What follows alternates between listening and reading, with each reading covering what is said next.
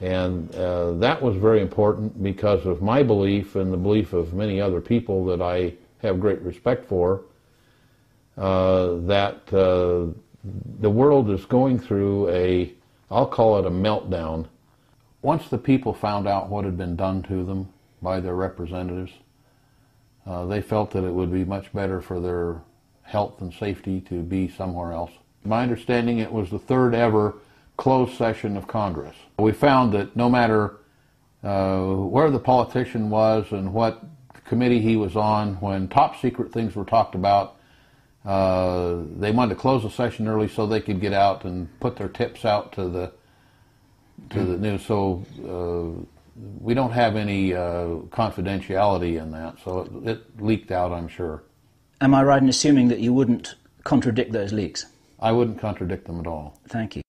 This is Bill Ryan and Kerry Cassidy from Project Camelot, and this is Monday, June the 29th. And this is a Project Camelot interview with a difference, because not only have I flown the best part of 8,000 miles, at least it feels like it, if it's not quite that many, from Europe to be here for the weekend, but we are also here with David Wilcock, who's also flown to Los Angeles here for the weekend to join us in a meeting that we had with Dr. Pete Pitërsъn, who's a name that not many people will know, but maybe among the many extraordinary whistleblowers and contacts and researchers and scientists who we have had the great pleasure of talking to, maybe one of the most important. And yesterday we were talking off record for the best part of 12 hours, and our minds are still digesting an enormous amount of extraordinary information that he shared with us, some of which is off record, and as much as possible, Pete is willing to put on record here, on camera, because you feel, don't you, Pete, that there is profound and important reason why the sort of people who will be watching this video need to hear what it is that you have to say. We want to salute you because you're a very brave man. And one of the things we want to ask you, straight off the cuff, is why is it that you feel that you wanted to put some of your almost unbelievable and very important testimony on camera for a lot of people to listen to and watch and understand at this time? Why is it that you've come forward and you're talking to us now? Well, I think the main reason for that is that I've had a inside insight for many, many years, having been picked up in various programs to do things for the government since I was 13 years old. And being a problem solver, I wish I could say that it was hard work and so forth, but I come from a long line of inventors on both sides of my family tree, and people who graduated from school very early, and were significant in affecting things that affected humanity, a number of them in virtually every kind of field and climate. And I see that the world seems to have gone downhill. I'm aware of many programs to remove intelligence from people and return the people, at least of this nation, to a mediocre status. We've watched the school systems deteriorate. We've watched as my wife likes to say, the program in the school systems, No Child Left with a Mind. And that's her paraphrase for it. And I've seen that the type of government we have, though I'm a patriot and very crudely use the phrase that I got the the flag tattooed on both cheeks of my fanny the hard way. I spent 10 years in the Marine Corps, and a great part of that was in combat and combat zones, and other things I did for the government, and like to think I am unique in that I was probably shot at on most continents. And anyway, what I see happening is a complete turn away from the way this country started out and then its constitution to what appears to be headed toward a socialistic system where reason and logic has no bearing, and it concerns me, and I have no idea if my voice can help. I have no idea if that can, but I know that my ideas, I have inventions that have proven to be very helpful to society, and many of them have been suppressed by the fact that we had a government that was run by industry rather than by the people. And it's turned away from that, and many industries are actually governed by rules and regulations that make it virtually impossible for them to exist if they do things that are good for humanity. Mm-hmm. For example, we've had numerous things that happened in the industry of alternative power that were very inexpensive, very capable, but what we do is we've, through their own legislation, limited the power companies to being able to charge a certain amount over and above their costs. So when their costs went down, their profit went down, and they couldn't economically operate. What I would love to ask you about, Pete, before we go into some of the stories that you have to tell, and we have good reason to believe that having spent the best part of 12 hours yesterday talking about a tiny fraction of your experience, I think that we could probably talk literally for days. And what the people watching this video are really concerned about, I think, is what can you help them understand better than they do at the moment about what's really happening on this planet at the moment? What are the agendas of the controllers? How much trouble are we in, and what can people do? And I want to put that question on hold because this is the purpose of this video as far as we're concerned. And there's a whole separate topic, which is a technological topic, because this man we're talking to now has told us about technology that we didn't know existed. And my brain is still reeling over a conversation that we had at breakfast this morning about which I'm going to say nothing. Now, before we start all of that, and that was a wonderful overview that you gave about your intentions, can you give us a little bit of a timeline of your career history, which started when you were very young, a little bit about the kind of things you've been involved in? We're not asking you to name names, but we just want to present you as somebody who people can get some kind of an idea of who this person is that we're talking to, whose name they haven't heard before. Well, I can do that. Very interesting thing we were talking about. I have no idea where these thoughts came to me, but I know that very early on in life, I was so different from the people around me that I thought that probably I fell from the sky in a titanium egg and landed in my grandfather's orchard, and my parents found me there. And I think you're probably right, actually, having talked to you for 2 days. And until I was about 22, I actually believed that. He is real. He's solid. He's real, huh?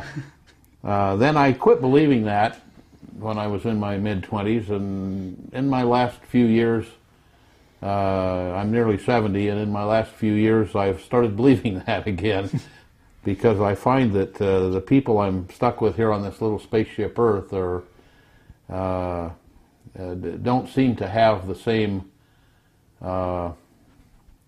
view. The same view of anything, and it may be that I'm just wacky, but my wackiness has made a lot of products and made a lot of sense to a number of people throughout my life. When, for some reason, probably genetics, because I have on both of my parent sides, I have long lines of geniuses that extend back in history. And I grew up in a home that was entirely powered and heated and cooled in a very temperate climate, was powered by the sun and by atmospheric pressure change.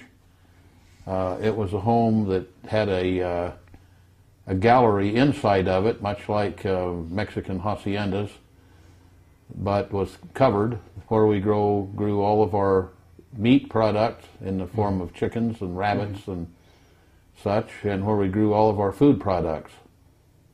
So you had an interesting and unusual upbringing. Had an interesting and unusual upbringing, and we drove in cars that my father made and invented, and we lived in homes that my father built out of strange materials that were very highly insulated.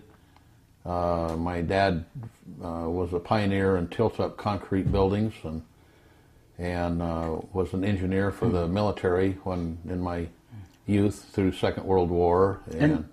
And you were handpicked and chosen for a special program when you were as young as 13. Is this right? Yes, I distinguished myself at age 10 by building a number of rockets that held altitude records, world altitude records, and by inventing a material that's used even today to power solid fuel rockets.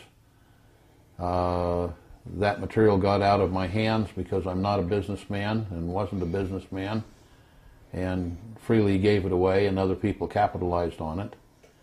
But I liked explosions, and so early on started building rockets. There's a wonderful story that you told us yesterday that we'd love to say again very briefly, and I'm going to be using the word briefly in my questions here with an apology, because we know that you could talk with us literally for days about the extraordinary experiences you have, the things that you know, the things that you've been told, the things that you strongly believe with good reason. But one of the stories that we want you to tell is what happened one day when you were 10 years old with a bunch of adults and you had an extraordinary experience.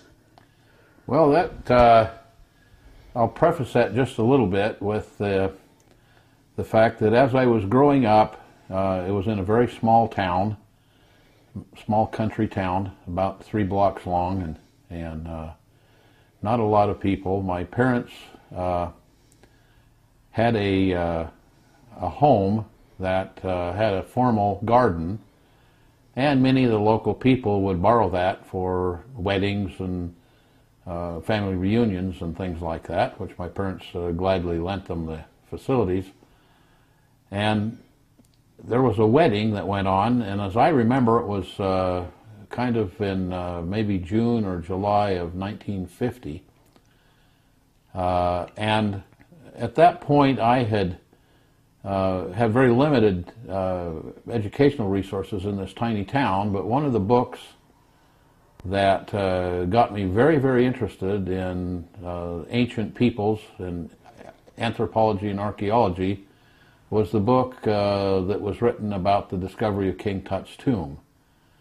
And about the time I finished that book, it got me very, very excited to learn about the Egyptians and learn about the technologies that they had and who they were and how they built the pyramids. A lecturer came to town, the man who wrote the book Kon-Tiki, Thor Heyerdahl, and then that got me excited, so I decided I wanted to be an anthropologist, archaeologist, and was dead set on it and reading everything I could get through the state library system on that subject. And along came this wedding, and just about as the preacher was to say the words of destruction to the bride and groom, someone pointed up the sky and said, "What's that?" And everyone turned around. There were about 130 people there, and everyone turned around and looked, and for the next 2 hours, everyone at the wedding watched a series and groups of what I can only call flying saucers, flying through the air, some as close as maybe 100 feet and some as far away as maybe 20 miles, put on a spectacular show. And everyone there saw it, as did many people in the surrounding community. Were they all the same? No, there were very different ones. Some were the shape of a pencil and seemed to have windows along the periphery. Some were round like a ball. Some were saucer-shaped with a bubble or a dome on top. Some saucer-shaped with 2 or 3 bubbles on the bottom. If you go back and look through the various flying saucer sightings that we've heard about over the years, there was probably 1 or 2 of everything we've ever heard about. And these things would dash away, clear out of sight, and come back. They would run away from the people at the wedding party directly, so you were looking just at one spot. And the significance of this is that at this point you made a major life change, right? At this point I made a major life change. I decided I was much less interested in King Tut than I was in having my own flying saucer. Right. And so immediately started studying science. And so I've studied science ever since, and much of it toward the end of building my own flying saucer. And over the years I came to the conclusion that it was, to build a flying saucer, you really needed to know first how to build what I call a Doctor Who phone booth. And for those who don't know, Doctor Who is a British science fiction spoof that runs on many stations in America about 1 a.m. to 2 a.m. and there have been something like 6 or 7 different Doctor Who's over the years. It's run so long. And Doctor Who had a red British phone booth. He didn't have a red British phone booth. He had a black police phone box. It was a police phone box. Ah, okay. It wasn't a red one. All right, but he had a two-holer British phone booth, and he would go into it, and it would become a time machine. It was called the TARDIS. It was called the TARDIS, and so he was a Time Lord, and he would travel back and forth in both space and time. And so as I tried to figure out how to build a flying saucer, I found out it was easier to build a TARDIS. And then I got thinking, well, who wants to just shove an aerodynamic body through air when you can just simply get somewhere and dial your destination and walk out where you are and you don't have to push anything through the air? So anyway, I worked toward that end and have done many, many science projects, some for large corporations, some for we'll call them agencies, and many of them for myself. And I'm in the process now at age 69 of building a laboratory to complete the work that I've done, and having acquired a number of very special pieces of equipment for researching such things. And so that's what I'm about right now, and I'm in the process of building that laboratory in a remote location where there are very little man-made magnetic fields. We don't really get television or radio direct much here, and have very, very little man-made interference, electromagnetic interference, and it allows me to do my work that I need to do. And so that's the life change that happened when I was 10 years old, and so I've been on that pursuit ever since. And we would say be careful what you wish for, because now you have the understanding, as far as you have told us in our conversation so far, you have actually the understanding, if you don't have the factory, to actually be able to make these machines. And you can also confirm that the powers that be on planet Earth actually have access to this technology and use it for all kinds of reasons. Is this correct? As far as I can tell, there are a number of governments that have this technology. My feeling is, and or my knowledge is, that it's been acquired from people who came to this planet from off-planet, and it's been from the reading of a lot of ancient documents dating back as far as 6,000 years. To the Sumerians. To the Sumerians. I have a Sumerian document that's been translated that tells exactly how to build a flying saucer. And it's a direct translation. And it probably doesn't give everything, but it certainly gives the principles. And I've experimented with a number of those principles and find out that things take place that in modern physics aren't possible. And I've worked with a group of scientists that have have recently discovered things in both mathematics and science that would lead me to believe that the greater part of science that we have today, and I have a PhD degree in natural philosophy, which they used to call physics, that took a lot of effort to acquire, and it leads me to believe that these ancient documents portray knowledge that we simply don't have, and that the knowledge we do have is wrong. And you've been privileged to spend time in the Vatican Library. Is this something you can talk about on record? Probably, well, I can talk about things that there's a lot of information there that is very contrary to things that we believe very deeply, both philosophically and scientifically. And that's basically been held away from the public. It's not common knowledge. A lot of translations, which I think probably came from the remnants of what didn't burn in the Great Library of Alexandria. Some very ancient documents, and I was involved at a time with machine language translation of a lot of that material, which was, in those days, was somewhat crude, but at least it gave us some ideas. And the ones that looked good were later translated by people who had done, lifetime studies of the language, and I think they're pretty fair translations. Are you able to say about anything that you learned about the Anunnaki, or is this off record as well? The Anunnaki, who are written about in the Christian and Jewish Bible texts, there are. I've seen skeletons of what we call giants. There have been recent giants. There are, people that would travel around with traveling circuses and so forth that were very, very large through genetic problems that they had, genetic errors, and all of them had joint problems. They had organ problems. They died young. The bodies couldn't support the weight, things like that. But some of the skeletons don't show those anomalies that one would see, and they're very well formed. They're very much like our skeletons in many respects, and they were written about in the Bible, and they were written about in other ancient texts. So one has to believe. I know that there were numerous suggestions that DNA tests be run on them once we got DNA testing pretty well down, and I know those have been thwarted by various religions and various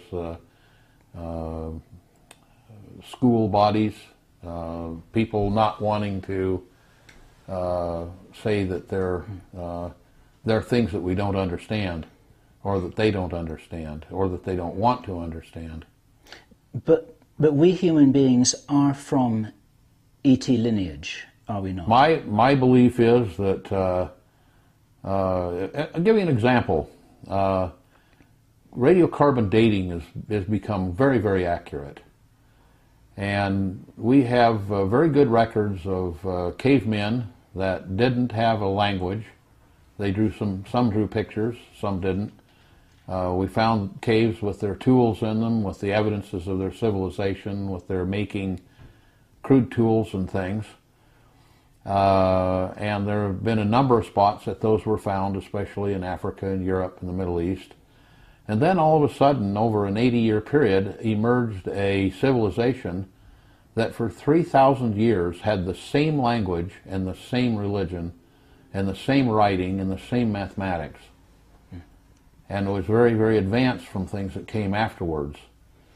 And, in modern history, since, let's say 300 BC, we haven't had any civilization that didn't change the language to where you couldn't read it in the 300-year period. Yeah. Now, many of the viewers of this video will be aware of the influence on ancient Sumeria, where this fully developed civilization seemed to appear from nowhere. I was just asking whether you can confirm in any way what a lot of people suspect, which is that we actually are have been created or engineered by ETs who knew what they were doing and who wanted to create us for special purposes? Well, I don't have absolute proof of that. That's one reason I'm building the laboratory here. But one of the things I did notice in the late 70s and early 80s, I did a lot of medical equipment engineering, and I designed a machine that would read a field that surrounded the human body and could give you a readout on the condition of the organs, organ by organ in the body, and then it could locate or find or even create a medication that would fix it. And one of the things that I found was in the early beginning that machine could pretty accurately come up with diagnosis rate of 50%. And of course I wanted it to be perfect, and spent a number of years finding out that the reason that I didn't get over 50% was because a lot of people had genetic errors in their genetic system, and as a result of that they had disease processes that were based on those genetic errors. So you had to treat them very differently as people that had a disease that was based on viri or germs or other parasites especially. And so I finally got it to where about 70 to 75% of the diagnoses appeared correct, and the selection of medication treatment appeared correct. And then I thought, well, okay, there's 15% here that I really don't understand. And it was about 10 or 15 years later that we got pretty familiar with and pretty good with genetic testing. And I found that 15% of people had very, very similar sequences in the DNA that were unlike the other 85% of the people, and they were unlike anything else on Earth. They appeared to be alien to the Earth. And so I thought, well, that could be through exposure to some form of solar radiation or some type of ionizing radiation. And so we looked at people that lived in areas that had natural radioactive compounds, like the areas in southern Utah where a lot of the carnotite and other uranium-bearing ores were mined, and people that spent time there, people that were in fallout zones of nuclear testing at the Nuclear Test Center in Nevada.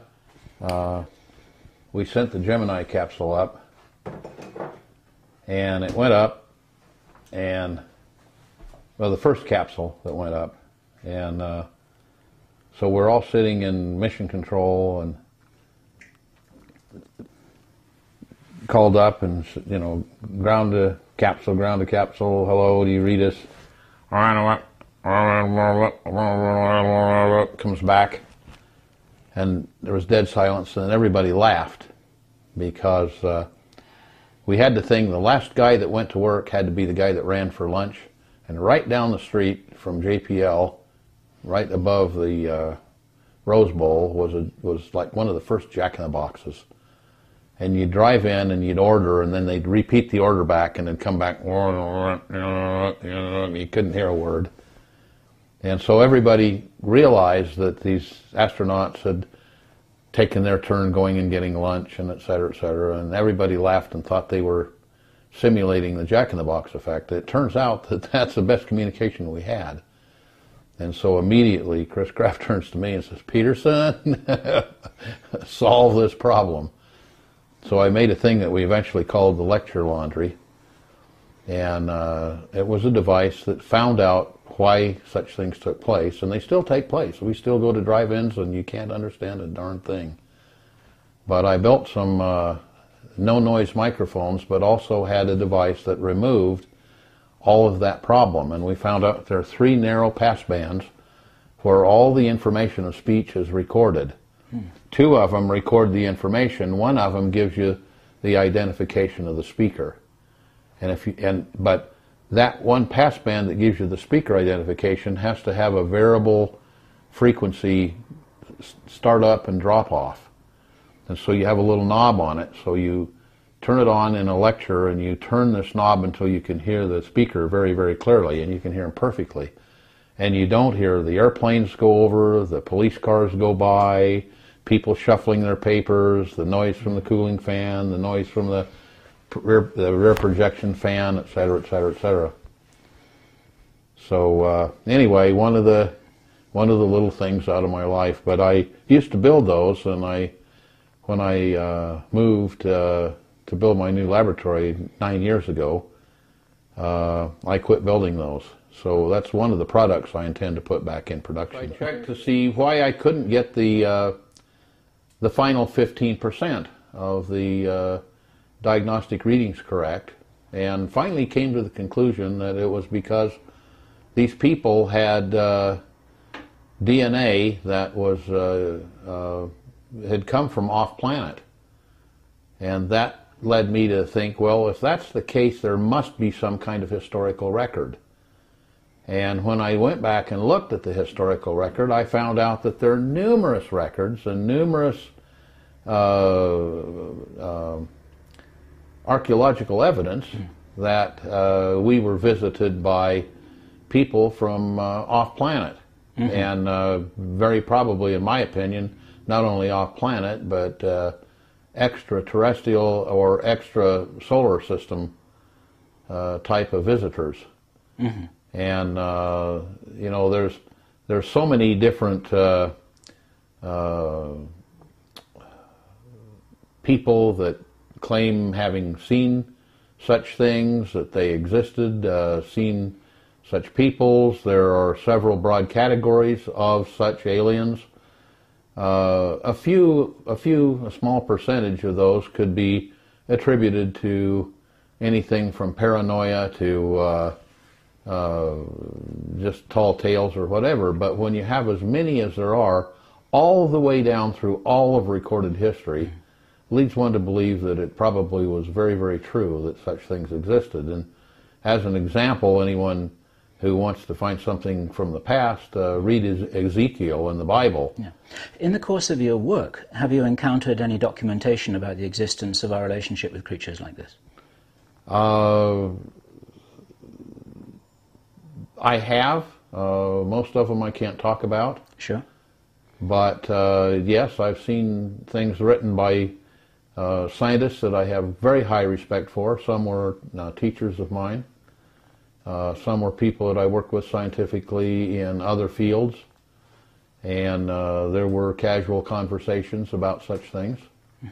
And that's why I have the beliefs that I have, that we have extraterrestrial DNA in our bodies. And some of us do. It's rather interesting to note that there's been a lot of supposition about various programs to reprogram people's minds, to throw their thinking off, to cause them to believe things that aren't necessarily true, but politically would be a very good thing for those in politics and in government and in religion. And it's interesting to note that mind control techniques work on 85% of the people. And the 15% that they don't work well on are people that have that particular DNA string. Okay. So another, just another verification that those people are very different from the average person. Pete, I'm sure we're going to have tons of people wanting to know, of this 15% DNA category, is it all one type of person, like one race, or are they distributed throughout the population? And if you can't tell us, you can't tell us. No, they obviously run in family trees, along family tree lines or family lines, but they're pretty well distributed throughout all different cultures and races. Thank you. I thought that was the case. And which again would be, to me, a confirmation that they probably did happen, because why would someone come and select just one one race or one family line. So this is black and white and Right. red and Amerindian Red and yellow everything. and Okay. green and blue and whatever. Yep. How about your DNA? Are you one of those? As far as I know, I am. We probably all are in this room. And we probably all are in this room, as a matter of fact. I've found that as the last 10 or 12 years have progressed, I've noticed that many people, when I talk to about things that I know that are a fact in both science, mathematics, and in history, as well as in my belief system, I talk to certain people, and the 85% that I don't seem to have a medical problem with, i.e. the ones that have quote-unquote normal human DNA. I don't seem to understand what you're talking about. When I talk to them, it used to be that they would call me crazy, or it used to be that they'd be more really interested and want to learn about it. But nowadays, when you talk to those people, when you're done talking, they don't say, "That's crazy, you're crazy, I don't believe it." They come back into consciousness and start talking like you'd never said a word. Yeah, interesting. And so the people watching this video are probably among the 15%. They're self-selective in many areas. Well, from what you've told me about the people that you deal with, I would believe that. They're probably in that 15%. Okay. Now, there's so many places we can go from this conversation, but there's something important which I want to grab here and now, and that is, you made an allusion a few minutes ago to when you moved here 9 years ago to be in a very quiet, secluded place with your laboratory which you're building to do your work. And what can you say about why you are here and why people who are elsewhere might one day wish that they were also here? Well, that's something that in our talks of the last day or so we haven't really gotten into, but I'm in an area that had two requirements for me and for some of the people who I do various things for that are not to be named, but one of them is this area is very secluded from man-made electromagnetic radiation. It's a deep valley with high mountains surrounding it in 360 degrees. The entrance to it is through a very narrow, long, winding canyon. So we don't really get radio here or television directly, and the power that comes in here does have interference on it as well as it has information on it. But it's very, very secluded informationally, and then the place that I chose here is kind of back in a little notch in the mountains, and so it's even more secluded. So that was one reason. The other reason is it's an area that's very highly defendable.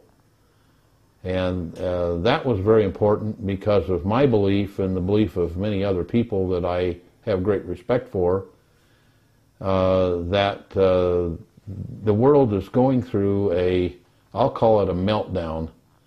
We're going through a change.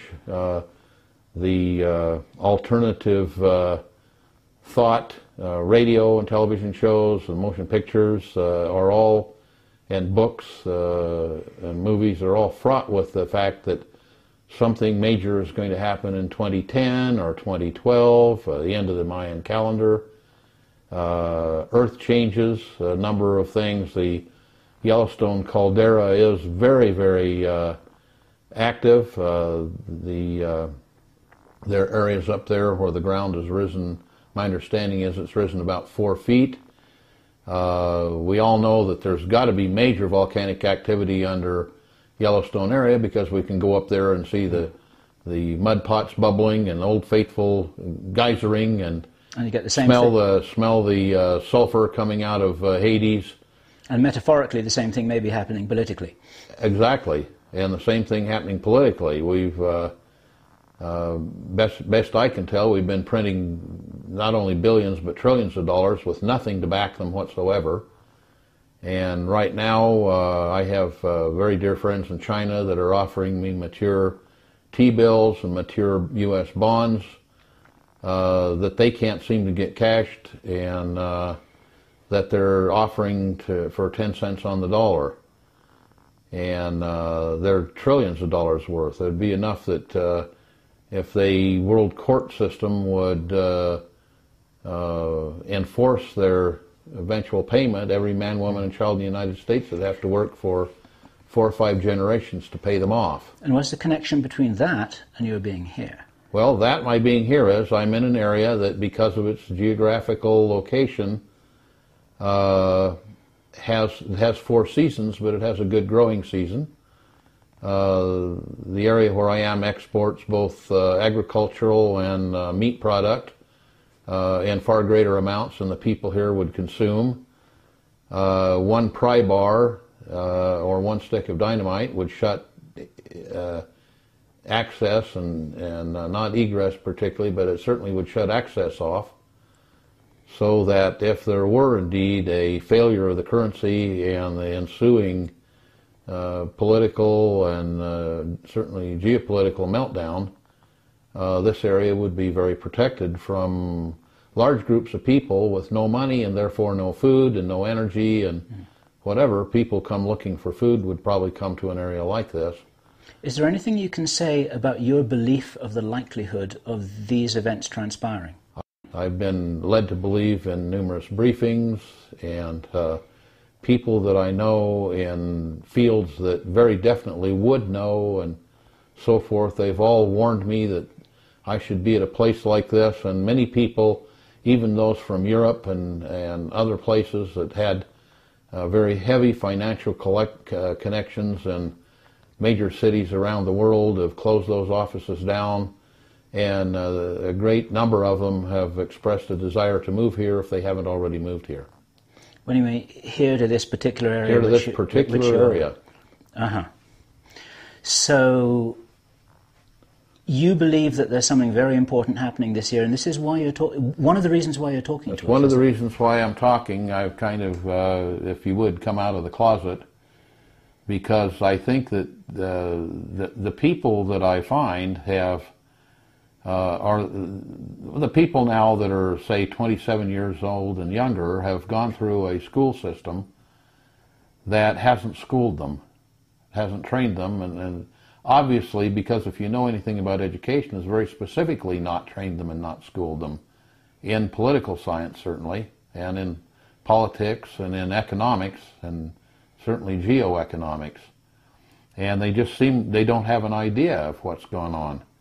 And, you know, we look at a president that complained entirely about all the money that the previous president spent, and then in the first 90 days spent 10 times as much. And now it was turned over to the Fed to spend it, and the Fed, in congressional testimony on television, said, we don't have any idea where that money went. We have no idea. We can tell you where $2 billion of it went, but we certainly can't tell you where $7 trillion of it went or $6 trillion of it went. We don't have any idea.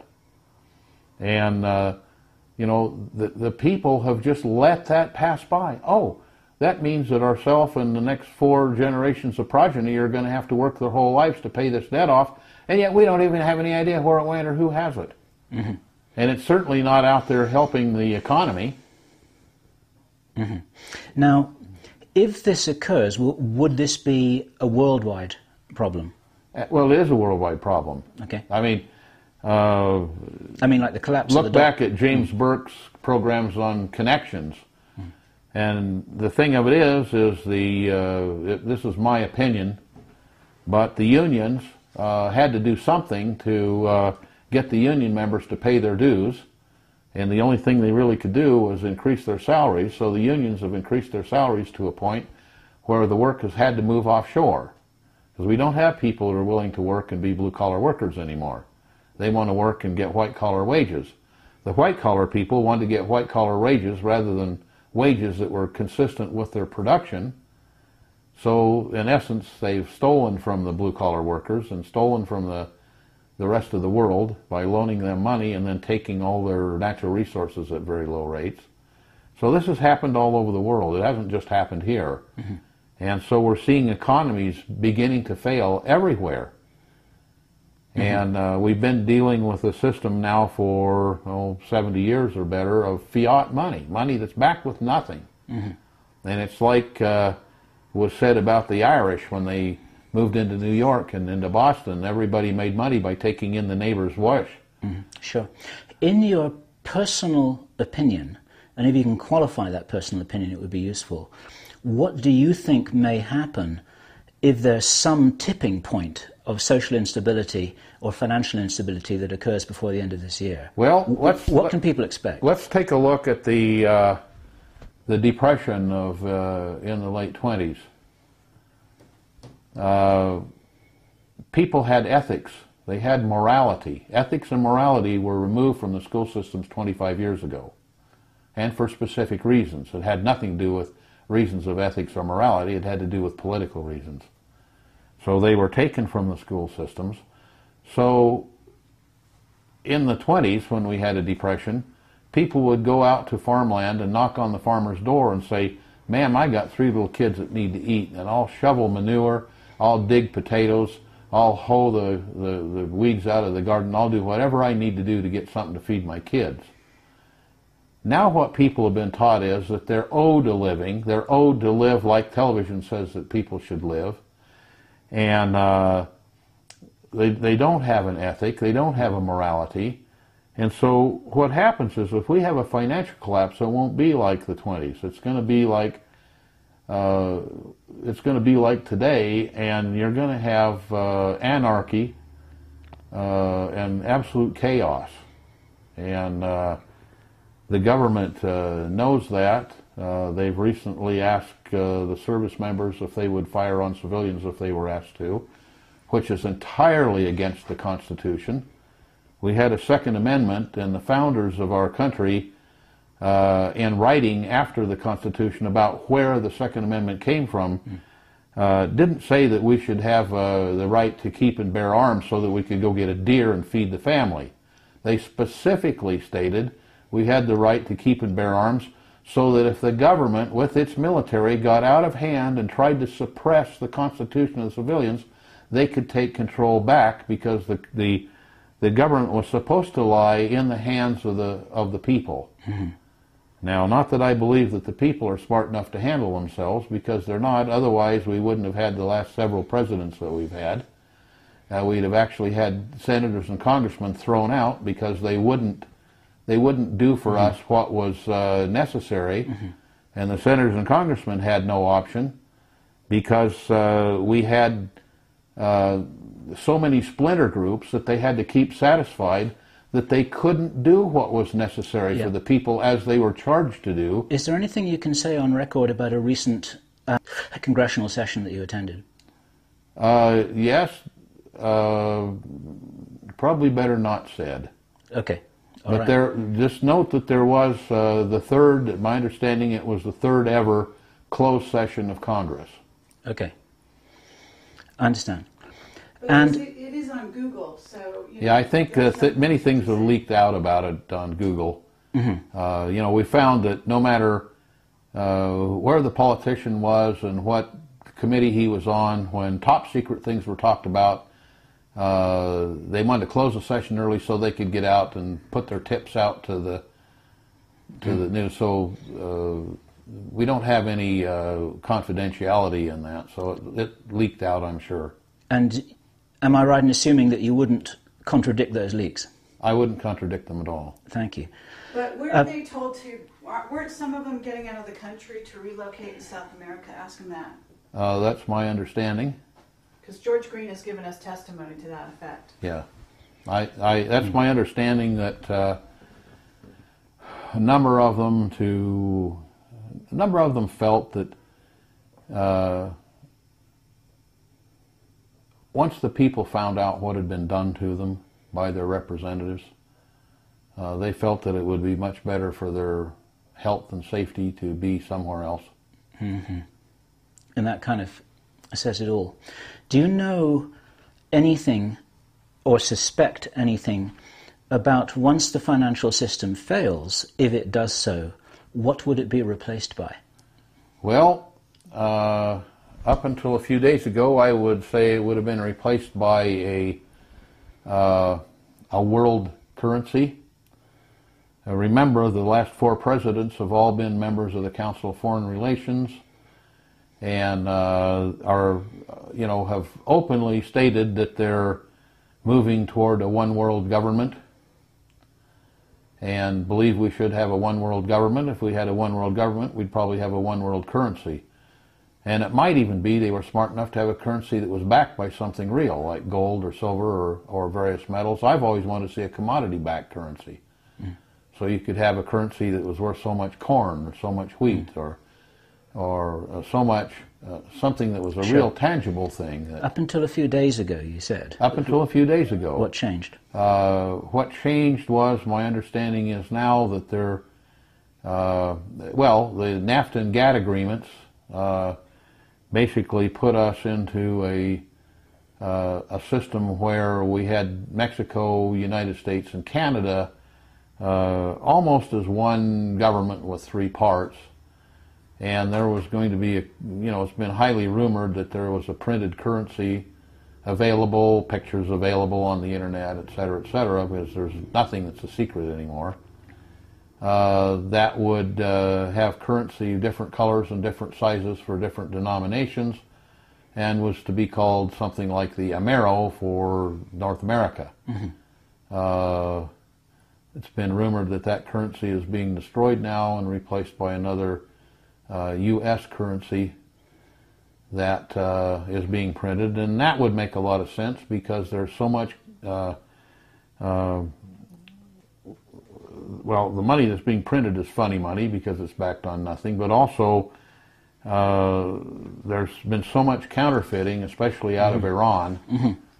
And so you can look at some of our politics with Iran having to do with nuclear proliferation, and so much of it having to do with the fact that they have good printing presses and good duplicators of paper and ink. And there's been a tremendous amount of currency that we know has moved here from Iran that is counterfeit. And it's rampant. Yeah. Many people watching this video will be aware of what David Icke has been talking about. And we spoke to him at length earlier on this year, and one of the drums that he's been beating is about what he feels is the danger of the population being chipped as a means of control, which is going to be linked with their ability to operate financially at all. Can you comment on that at all? There are a number of things to lead one to believe that they are going to be shipping people around. There are a number of places that there's no explanation for, but very large concentration camps have sprung up. One of them very near where I live here, that's very large sized. And on the other hand, I was involved back in the 70s with a very large food and feed company to build chips that could be used on prize cattle and breeding cattle, for example, and show cattle, to geolocate them or to identify them. And that technology has now been reduced down to things that can be injected through a hypodermic needle and in the body and identify people. And the currency that I'd heard about that was to be a one world currency was based on being chipped, and the credits, if you would go onto and off of that chip by a method similar to Bluetooth that's used today. And this is technology which you yourself have helped develop, is that what I heard you say? Well, it's technology that had developed some of the early things, and it's technology which, in its smaller implementation, I'm using right now in a product that I'm in the process of building for geolocation and anti-theft, because there's so many people being kidnapped and sacrificed for their organs, or being kidnapped and held for ransom, not the least of which is around Mogadishu area and in the Mediterranean, but also even in Mexico. A tremendous number of people being kidnapped for ransom there, both their own people and visitors. There's a problem tracking containers. Problem tracking sea land containers as well. Why is it important to track these containers? Well, there are around 10,000 containers a day coming into the country that are never physically inspected.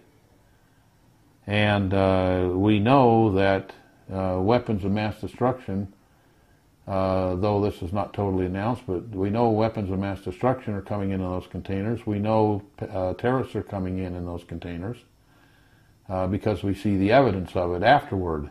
And thank God the government has picked up a lot of these things later. But the containers, and a lot of them are shipping contraband. A lot of them are shipping, we saw the dog food come in that was laced with melamine because it wasn't inspected. Now, we just did a tape change here, and just before that little interlude, David was very keen to ask Pete about his view about how can we transform these danger signs into something that is a healthy warning to us, and what sorts of proactive, positive thinking, responsible actions can we take without just blindfolding ourselves and ignoring whatever real risks there might be there. Now, this is my bridge because I want David to ask his own question. This is one of the reasons why he's here with us. We have a huge respect for David, his intellect, his perspective, his experience. And David, this is all yours. You want to talk to Pete about this very important thing here. Sure. What I wanted to say was just that I have a perspective which includes documenting my dreams every day for the last 17 years, following their guidance, getting accurate information from that guidance. Yesterday morning, while we were talking about all these things, I had a dream in which there was a volcanic eruption. It looked terrifying. There were rocks flying into the air, and everybody around me thought we were all going to die. We ran under these trees. The rocks fell all around us, but we were all fine. Nobody was actually hurt by it. Obviously, it was a disaster. Obviously, it caused property damage, but the people were okay. And that's one of many different varieties of data that I've gotten to suggest that even though things look like they could be really austere and apocalyptic, that humanity will persevere through this, and that we will be able to have a positive outcome on our own future, and that this is not a situation that's completely outside of our ability to manage. Well, David, you had a question that you asked me just before the break, and I think we're going to agree, but okay. Go ahead and ask that question again, or make that statement again. It was a very good question. It was about prior warnings not having come to pass, and okay, therefore yeah. Why should we be concerned? Yeah, let me give you some prelude to that. I spoke with another witness who was involved in various compartmentalized projects, one in particular, which was at the Montauk base. And he had extensive contact with people on the inside. And one of the things that he said was that the superdomes that were built in all the major cities were intended to be large holding containers for people to be herded in. And he said that there was a plan that the Rodney King riots would foment enough social upheaval that they would be able to actually round up black people who were rioting in the cities and put them inside these domes and basically keep them in there until they passed away. And that was a plan that was made, and it obviously did not happen. And so we've heard from many Project Camelot witnesses similar plans, timelines in which the powers that be, whoever they are, say apocalyptic things are going to happen. The dates come, strange things happen, yes, but it doesn't lead to an apocalypse scenario. So in private conversation with us, you had mentioned that there were other dates that came and went where they had said something like this might happen. They told you, some friends of yours inside told you something like that, and then it didn't actually turn into a social breakdown. Yes. Okay. I did say that, and so the question is? Well, the question is, in terms of, you had mentioned before that people have a conditioning to not think, and a conditioning of mind control. And you said that there is a degradation in the moral fabric of our society. So I think what we really need to know on a personal level is, what can we do to help ourselves not be indoctrinated by this passive programming that's coming out to us? And you mentioned aversions of mind control and things like that. I think that's an important key to not getting stuck in this trap. I moved here because I was told by various people that I should geolocate and be in an area that would be safe when we eventually got a financial and therefore political collapse. And so there are certain things that I've done to make sure that myself and my family and my friends are safe from that. The question that David just asked is a little bit different, having to do with the fact that numerous ones of us have heard a bit apocalyptic things in the future, ranging from the fact that supposedly in the year 2011 or 2012 we have the end of the Mayan calendar and we have an apocalypse coming. People who are apocalyptic Christians say about the same thing, that the end times are here or coming.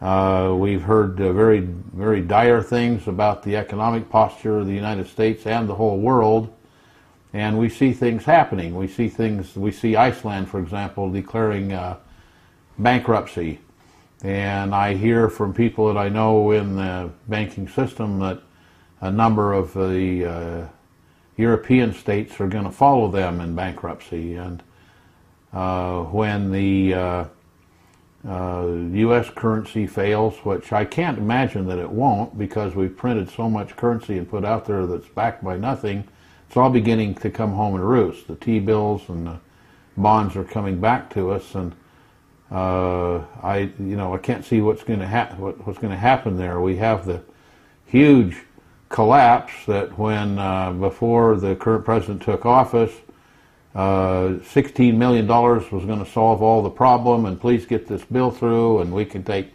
$16 million and put it out in, and it barely passed, and we got that through, and then it seemed like 3 weeks later we didn't know where the $16 billion was even supposed to go or what for, because they passed the bill without even knowing what was going to happen.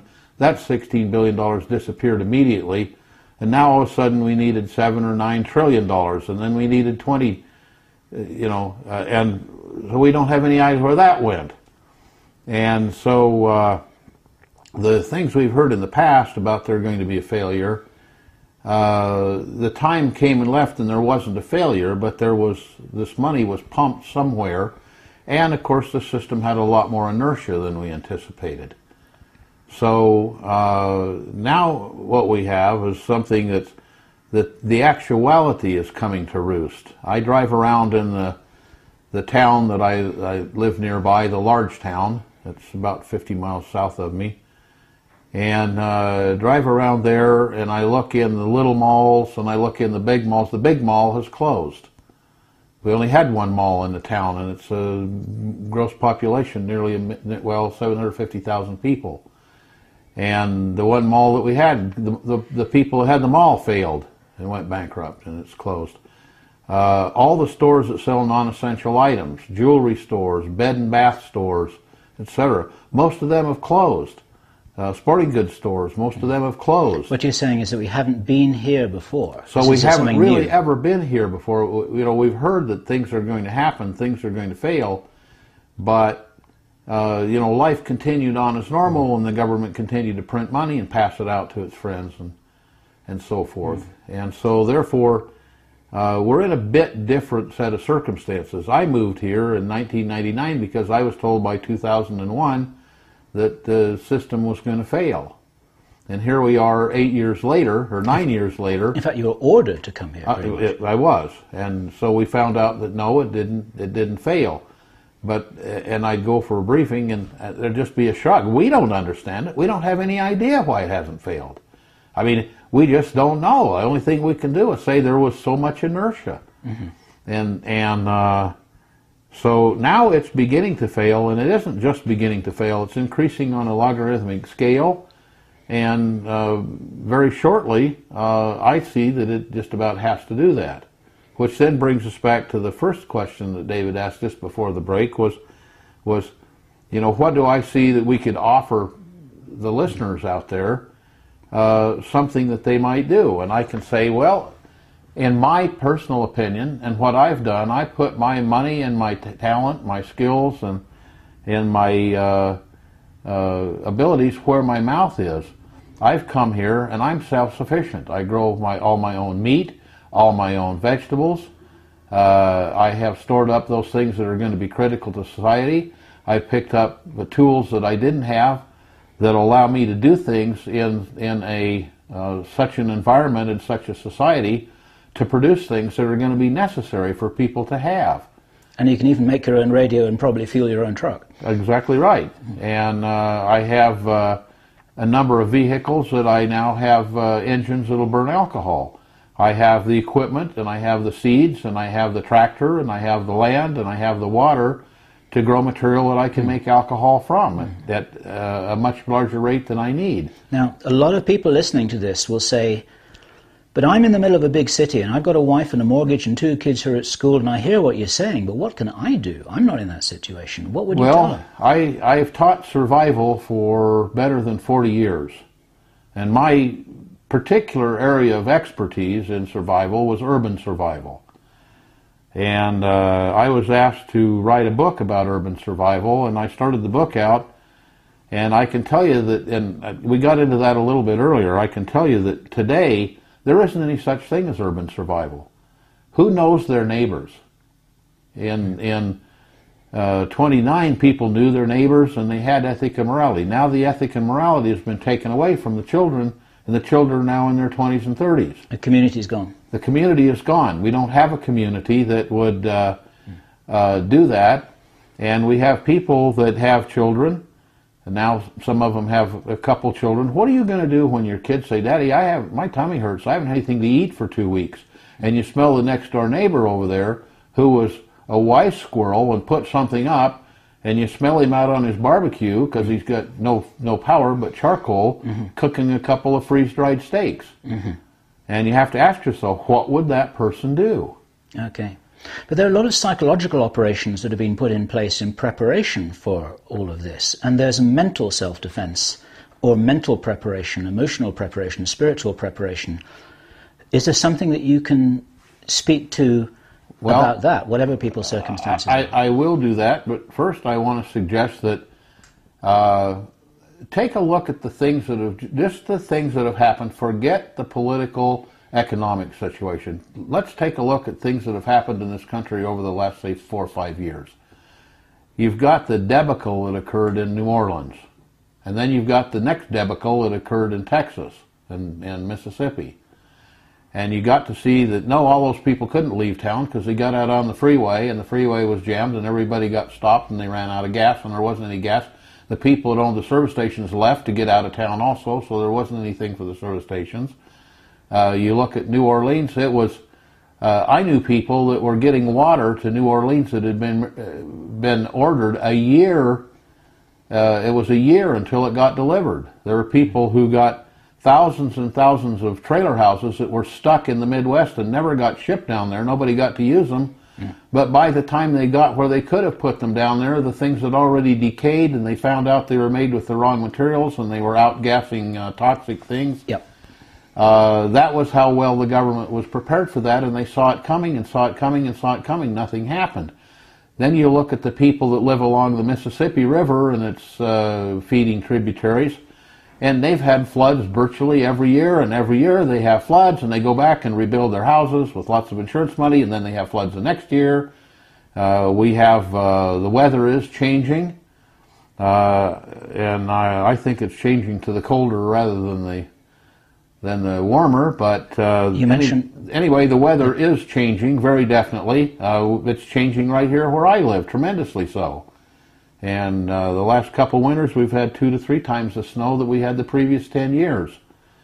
And then we've had water from it, the major water problems. We had droughts for a number of years, and I live near a huge reservoir that holds enough land to irrigate the whole southern state a year or two, and it's been absolutely dry in the bottom, hardly a trickle, and now it's clear full and spilling over. So in summary, you're saying that as a scientist, as an intelligent man, as somebody who's well connected on the inside with other scientists and other intelligent men, you think that there's a real problem? I think that there's a major real problem, and I think that people who don't see that and don't realize that simply have put blinders on. And I think that what they should do is think, maybe there's something to this, but at least we see that in major areas of the country, there's been problems where people needed to have a little supply of food left because they couldn't get to a store. Mm-hmm. They need to have things that if they have to leave their home, like in the area that I'm in, and in California especially, and in other states especially, there have been major fires that have gone on. People have been moved out of their homes, and when they left their home, they came back and they're crying on television, "Oh, everything's gone, everything's gone." And yet some of those people went to survival lectures that I gave, and they had copies of their driver's license, copies of their marriage license, copies of their insurance papers, copies of all the things they needed to have copies of. They had extras of all the children's pictures and extras of the journals and so forth put away in another location. And these are things that people can do to assure continuity even though there may be something come. California, we hear predictions about earthquakes all the time, and we see earthquakes all the time. And some are small and some are larger, but we hear the people that actually are predicting those things predicting very large earthquakes. They don't know it's going to be next year or the year after, but they know it's going to come. They know it's going to be large. They know people are going to lose things. Why don't these people have what's called a bug-out bag in their car where they can take off and leave the area? The government says, oh, you only need to have 3 days storage. But we look at where the government's come in time after time after time over the last 4 or 5 years and found out the government didn't have anything for them. Mm-hmm. They had to fend for themselves. And it was months sometimes before they had effort come in. It's very interesting to understand. When I teach a survival class, one of the things I do is right at the beginning of the class I put a velvet bag over people's head. And then I tell them I'm going to place a $10 gold piece somewhere in the room and have you all look for it.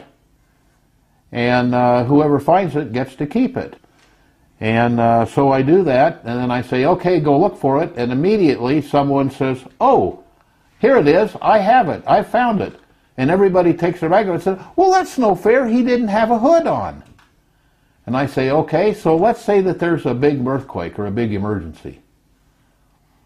And if you don't have a way of communicating, because the cell phones are going to be down, the radio stations are going to be down, if you don't have a way of communicating outside of those, it's like having a bag over your head. You're not going to know what roads are blocked. You're not going to know what roads have police that are not allowing people to go through. You're not going to have gasoline in your car. If you had a shortwave radio or an amateur radio, which are very inexpensive, you could listen to the radio amateurs who are going to be immediately there because that's what they're set up for, that's what they're trained to do.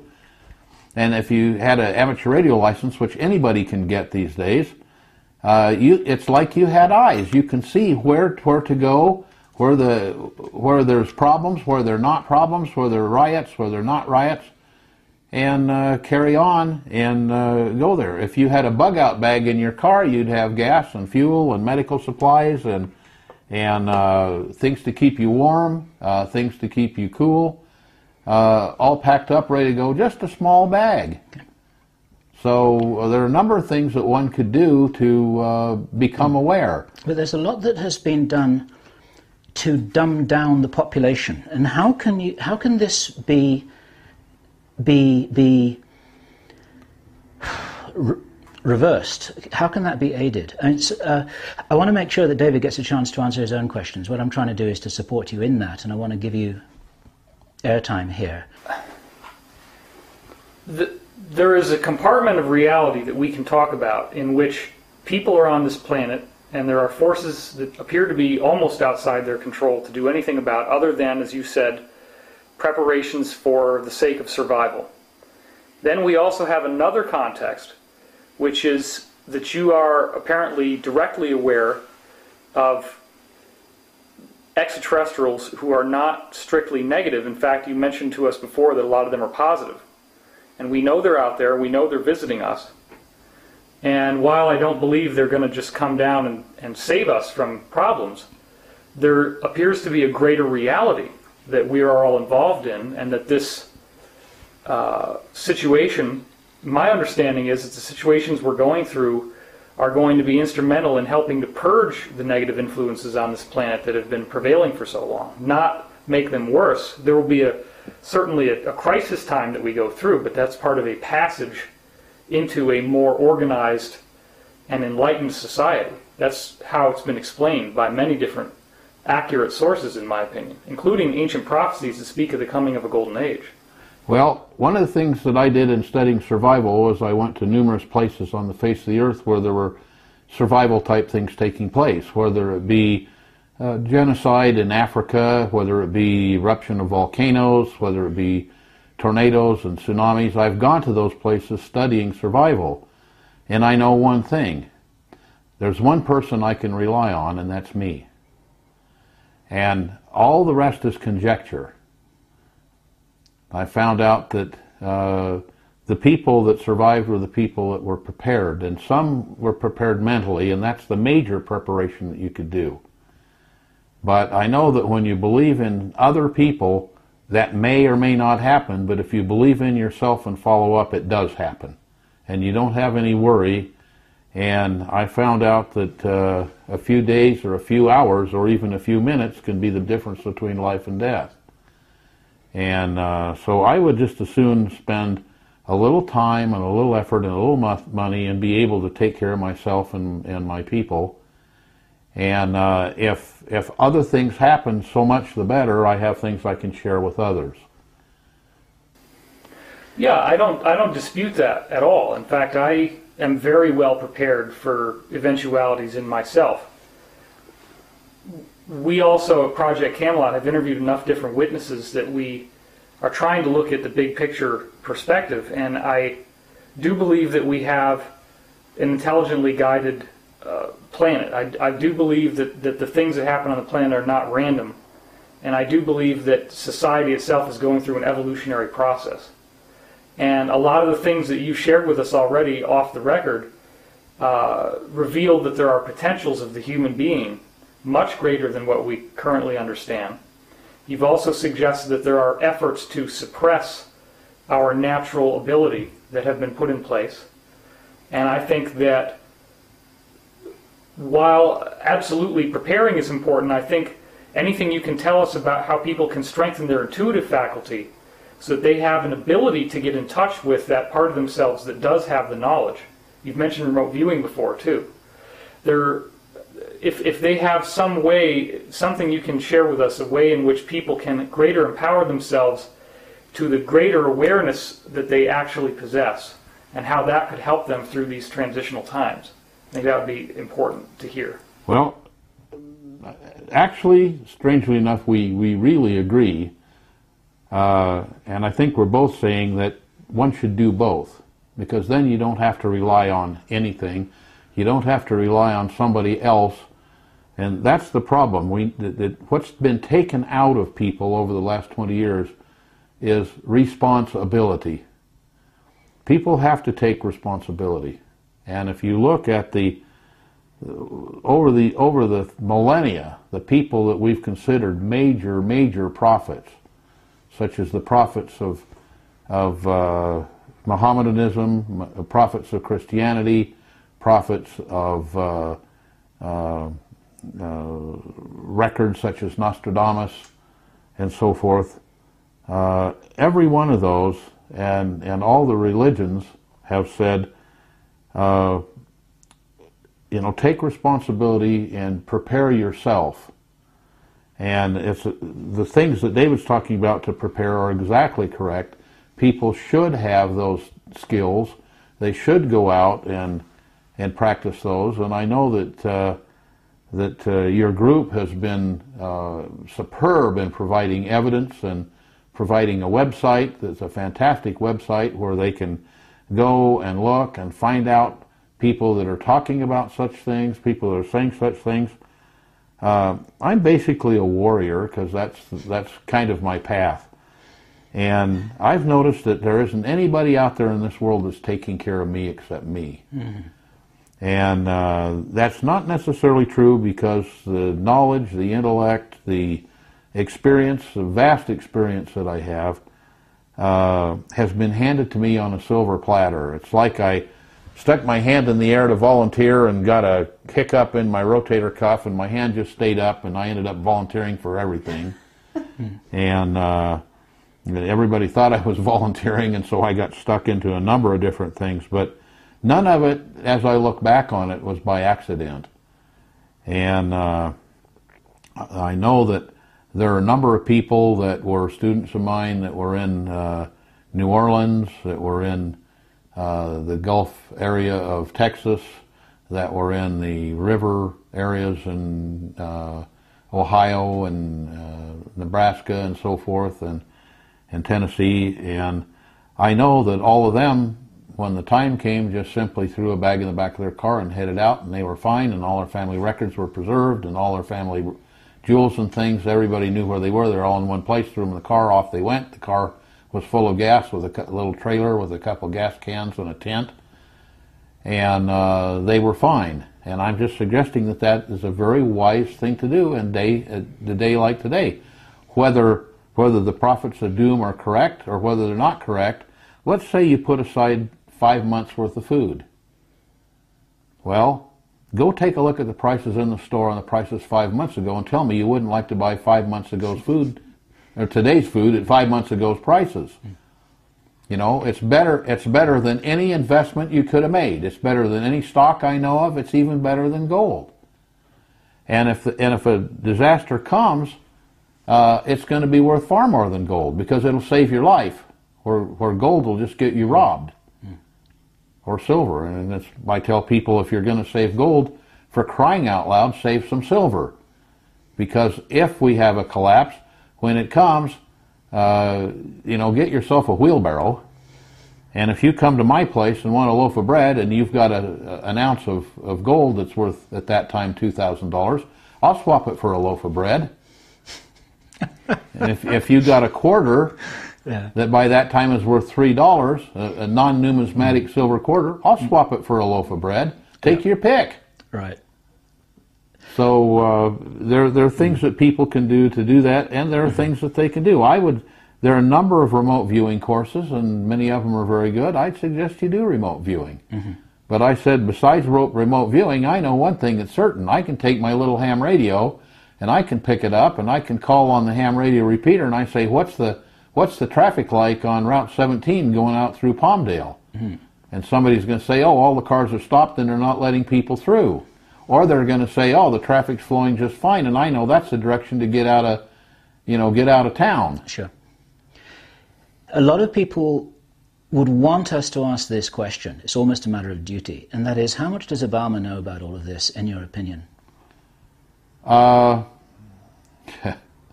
That's a strange question. I can't imagine anyone accepting the job of president with the current situation. I can't imagine that. So, in that respect, I have to say he can't be very intelligent. On the other hand, he's an intelligent man. He certainly is an intelligent speaker. And of course, he was a debate king, if you would. And I know that when he got his first briefing, because I had friends that were present, said that he was so shocked that he had to sit down when he found out what really was happening. This was before he took the office. Now I think that he's found himself in a river that's flooded and headed south, and he's got a little boat with no oars. And very steep canyon walls. And steep canyon walls, and he's just paddling with his hands as fast as he can paddle, and trying to do the very best job that he can. He's has a few really good people around him, and I don't think that I really don't believe he has a hint how to stop what's happening. I don't think he has a hint how to stop the flood, because it's behind him, and it's coming on, and he's being driven by it, and there's not much he can do.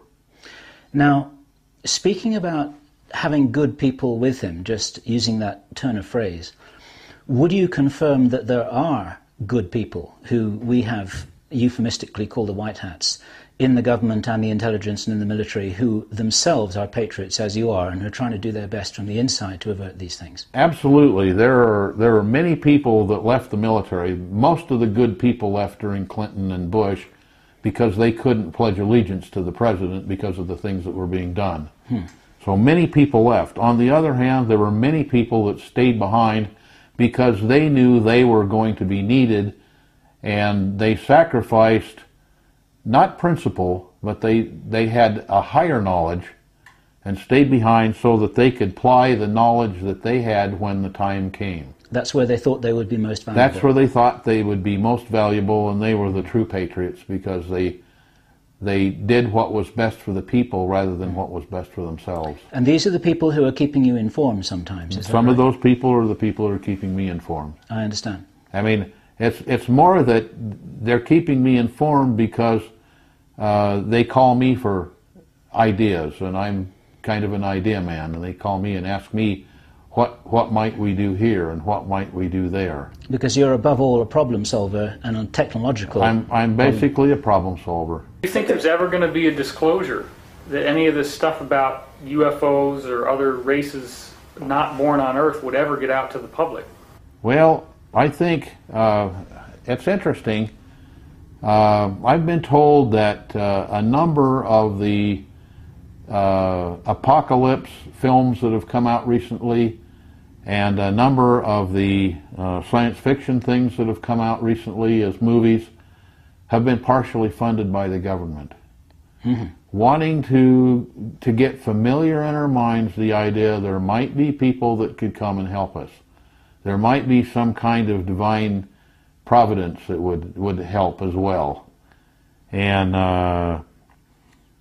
I've heard kind of through the grapevine that I know that Reagan was asked to disclose such things, the truth about flying saucers and alien people. I know that JFK was asked those things and said he would do something, and I know there was pressure put to bear on both of them to say nothing. I know that the current president, I don't know this, I have heard that the current president was planning to make such announcements later in the year or late in the year. And whether... Are you willing to say the date when you and that information that you I know date I was told, and I can tell you the same people that told me that date told me that the U.S. currency would fail in 2001 when they ordered me to move here. Okay. So who knows what's going to happen, but I've heard that that his desire, and I may be wrong, I don't know. I've heard it through the grapevine. A man hasn't told me himself. And he's under orders, isn't he? He's just the front guy. My feeling is that we haven't had a president since right after George Washington that wasn't under orders from someone else. And if you go back and take a look at it, it's pretty obvious. And then if the guy doesn't obey those orders, then he may find himself in trouble. May find himself in trouble. And you want to talk about who's behind him at all? I really don't. Okay. Well, about the announcement, though, you were working up to an announcement. You were saying that he may announce something at the end of the year. What would that be? What does your grapevine tell you? My grapevine tells me that he was going to announce that that there are indeed such things as flying saucers, and there is indeed technology transfer, and there is indeed beings behind it that didn't come from this planet. And how many different kinds? We're getting into speculation here that, Understand. Whether the person that told me would know, I have no idea. Whether the president would know, I have no idea. Whether we even know, I have no idea. Sure. But a number of them, more than say 3 or 4.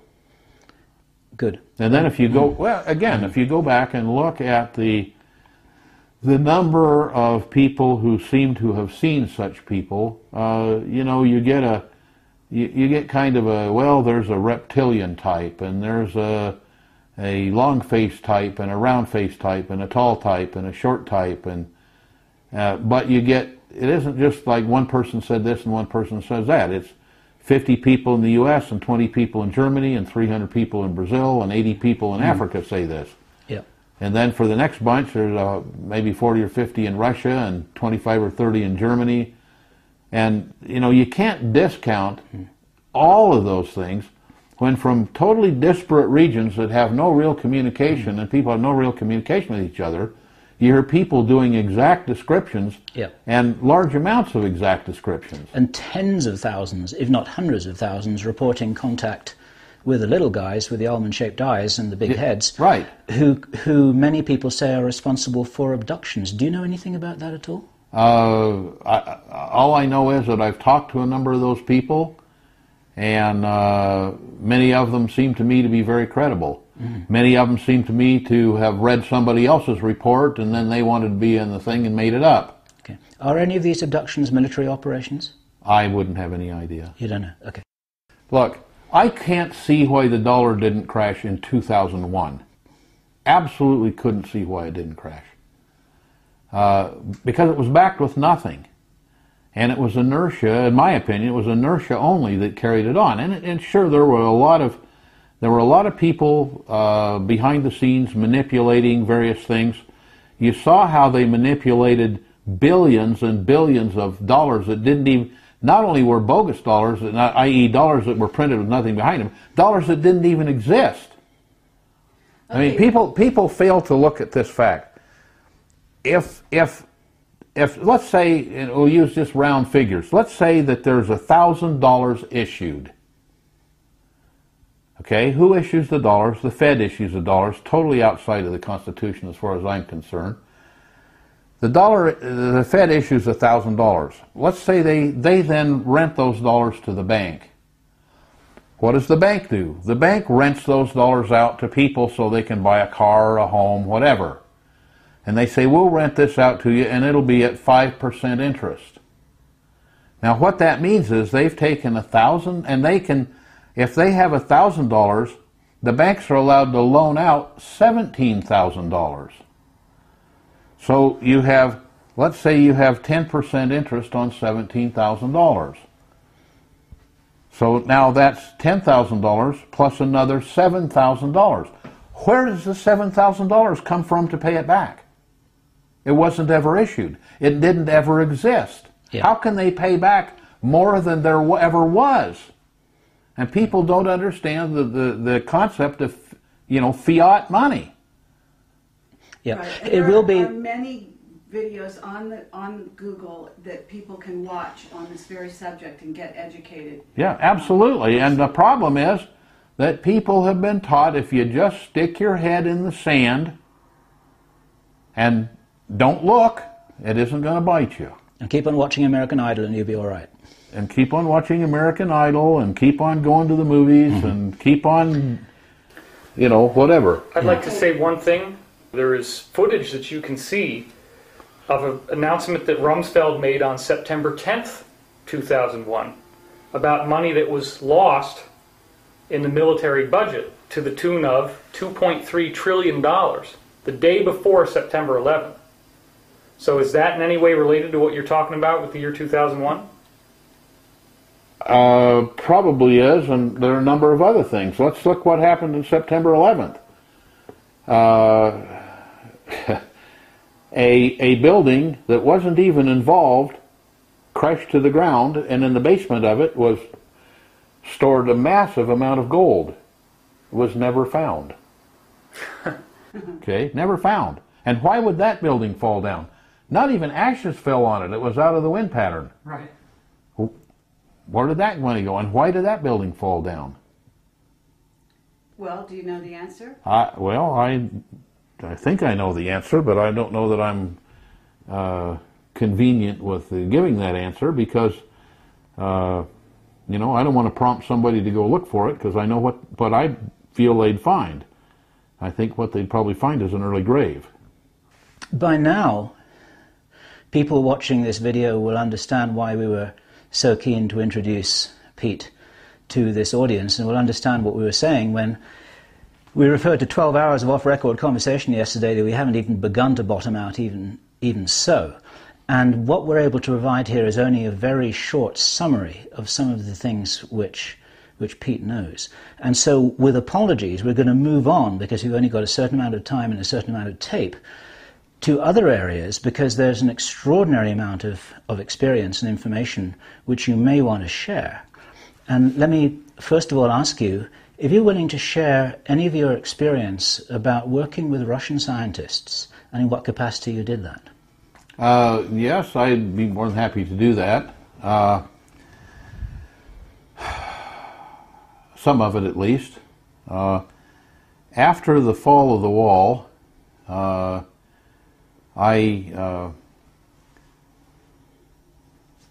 went to Russia and worked with a number of top scientists there that were involved in their space program.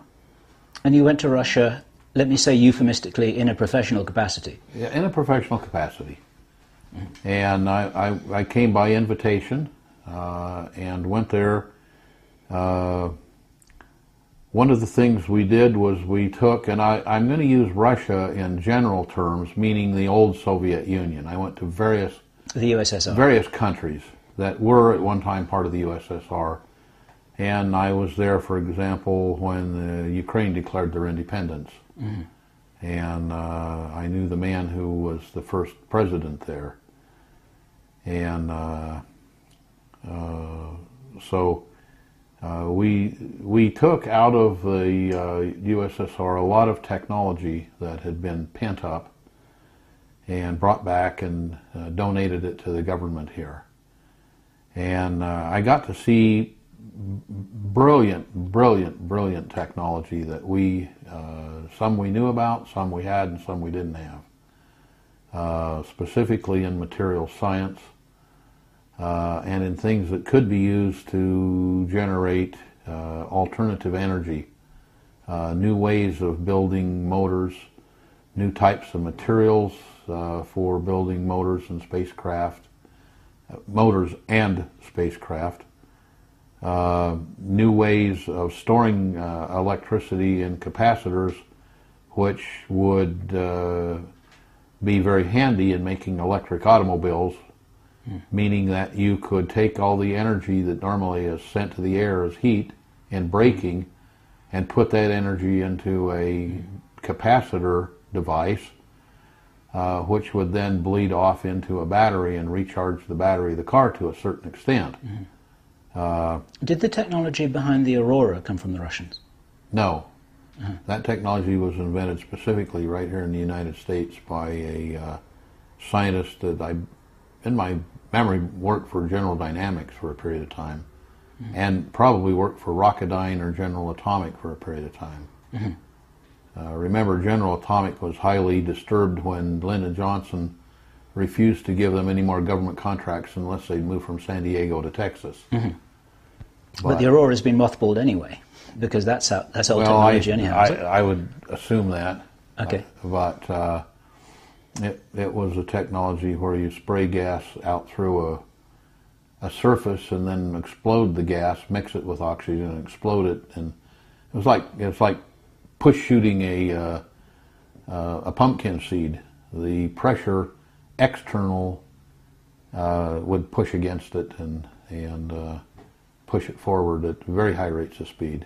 Okay. And very efficient. Okay. So that was our 60-second soundbite about the Aurora, which is worth an interview in itself. But go back to what you feel that we learned from the Russians, because we had some fascinating conversations about this. Well, we learned an awful lot about material science. There was a man by the name of I.M. Franchevik that was a believer in quantum physics, and so he wouldn't hire anybody. This was in the late 50s or mid-50s.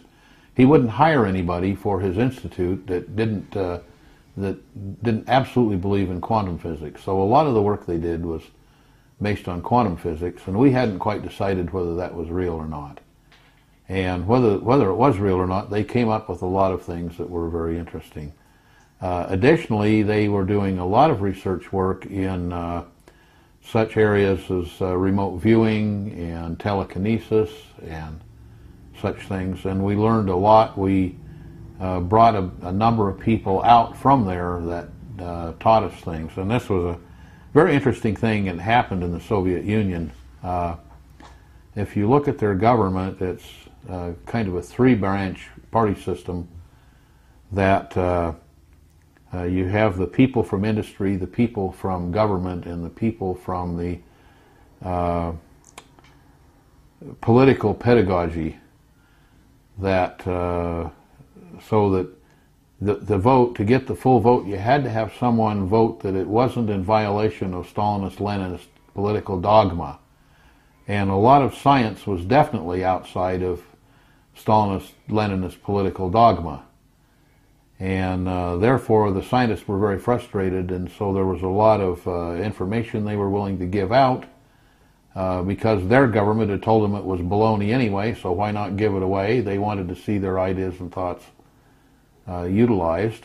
And secondly, there were a lot of them that one way or another snuck out and came to work for the West and brought a lot of very good information, including a lot of the very basic things that were happening in what we'll call psychic phenomena or mental talents. It really isn't that. It's actually a definite science, and there's a lot of technology that's behind it, and we hear a lot of stories about that from the government, a lot of past history that's much of it disinformation.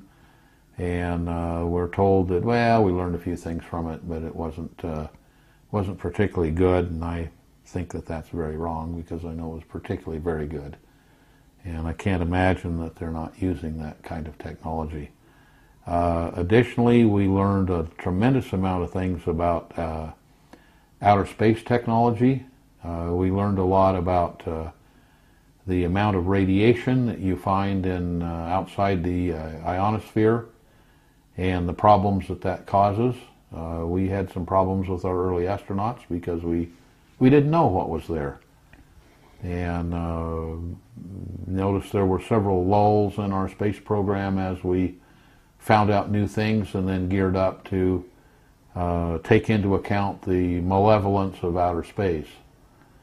And you know, out of that came a lot of conjecture that there was way too much radiation for us to have had people in outer space. And one of the things that very much interested me was when the Mir space station was crashing and they were worried about the fact that it had a little radioactive material on it that might cause problems on Earth, and they didn't know exactly where it was going to fall.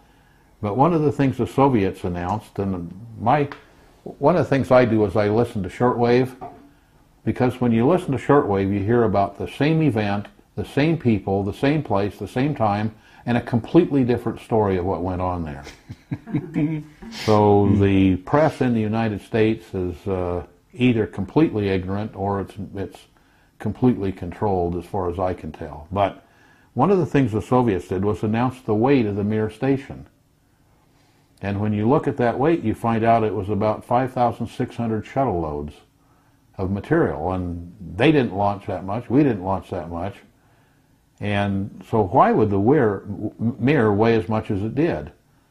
And the explanation is, which you can find out for yourself if you merely take a sensitive Geiger counter on a plane flight, is how much radiation is up there just at 30,000 feet. And you're allowed one or two chest x-rays a year. You get a chest x-ray every 2 or 3 minutes. And out there, you know, that was a problem. If you look at some of the symptoms of problems some of the early astronauts had, you'd realize that it probably was radiation poisoning. How did the mass that constituted all that extra shielding in My feeling that the extra mass that was there on that station was shielding. How did it get up there? That's an interesting question. I didn't see us launch anything that could have taken it there. Did the Russians launch it there?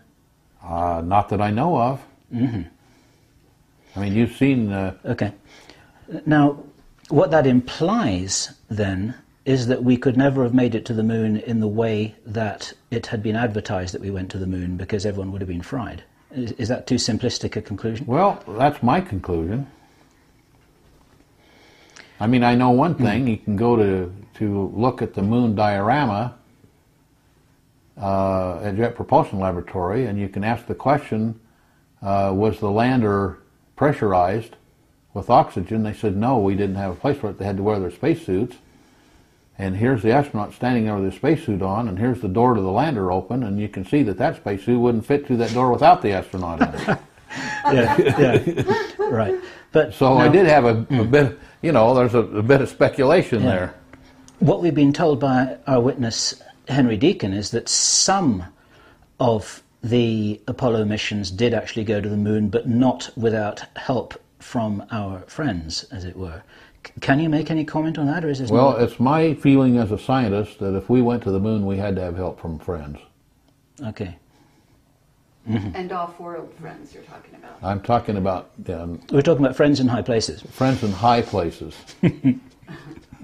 Okay. From high places. Yeah. But we do have friends in high places, do we? As far as I know. Do we have any enemies? As far as I know, we do. And there have been malevolent things happen all over the world that, you can't deny cattle mutilation. Mm-hmm. And you can't deny some personal or human mutilation. Right. Or certainly biomedical manipulation. Mm-hmm. I mean, it's happened. Somebody did it, and it could have been done from here. Mm-hmm. But when you examine that, Linda Moulton Howe has written extensively and spoken extensively on these things and examined them extensively. I grew up with her in the same school system in the same town, and know that she was exceedingly bright and got brighter and brighter as time went by. And I don't doubt that a lot of her conclusions are correct conclusions. She's someone that I would absolutely trust in that. Mm-hmm. And it appears to me, I say if something happens in one spot, you don't know. But when something happens time after time, year after year, in all different kinds of locations where people don't know each other and don't communicate with each other and don't read each other's newspapers and it doesn't make the press, it seems highly likely that those things happened. I understand. Now, among many other things, you are, let me use the word, an electronics genius, if I may. And are you in possession of any information about the constitution of implants that have been recovered from abductees? Well, I've talked to people who have removed what they felt were implants. Mm-hmm. I deal almost daily with nanoelectronics and microelectronics, and the descriptions and pictures I've seen have nothing to do with any nano and microelectronics that we have in this, from anyone that I know of here on this planet. Mm-hmm. Many of them or most of them are biological in nature. I know that one doctor who's removed a number of what they felt were implants, the implant acted like it was alive and moved through the body away from the surgeon trying to remove it. I knew that some of them, when they were taken out, were minutely dissected, and I've seen the pictures of that. And they're devices that signals could be obtained from that were obviously intelligent signals. They were not random things, they were not biological things. And yet it was biological material that had obviously been engineered for a specific purpose. That's really and valuable. I've never seen anything in writing that would lead me to believe that we had that kind of technology on this planet. Mm-hmm. And when we're talking about friends or enemies in high places, you'd feel that wasn't a particularly friendly thing to do. I have no idea. It could well have been. Mm-hmm. And I wouldn't doubt but we've had that from both sides. Friends mm-hmm. and enemies. Okay. I think there are people here, there are people that I felt had crucial knowledge to the perpetration of the planet the way we'd like it to be. And I've seen them saved from disease miraculously, mm-hmm. But they had some incident that they seemed to have a memory of that we would call maybe an abduction or maybe a kidnapping and manipulation. So they're being helped and supported. They're being helped and supported, it appears, from somewhere. Yep. Yep. Our experience would support that. All the testimony we've received from a lot of people. It's just interesting to hear your view. This is something we didn't even talk about yesterday. Well, I try to look at everything from a scientific viewpoint, from a really unbiased observational point of view. And being as I got involved in quantum physics early, which is something that deals a lot with probability, I try to figure the probabilities of things, make observations and feel the probability, well, what would this mean? From a probability standpoint, what's the probability that it just happened spontaneously and the probabilities are approaching zero? What's the probability that we had something that would do this? Probabilities are zero or very low. What's the probability that it might have come from some outside intelligent source? The probabilities are up in the 99% region. and then after you see one after another of these, you begin to think, maybe I'm on the right track here. Yeah, when does it become a reasonable certainty? Yeah, right. We've just mentioned the testimony from our witness and colleague Henry Deacon, and now you talked about your experience working with quantum physics. You told us about... Sorry, let me start this again. Henry told us about his research work in what some people call signal non-locality, or action or communication at a distance. One of the holy grails of physics is to build a working device such that there can be instantaneous communication that can traverse light years in no time. Is this something which you're able to talk about at all? Do you have any opinions, experience? Well, I've done a number of experiments, and I definitely have opinions, and I can say that Maxwell was right. One of the things I found out was... This is James Clerk Maxwell. James Clerk Maxwell, who wrote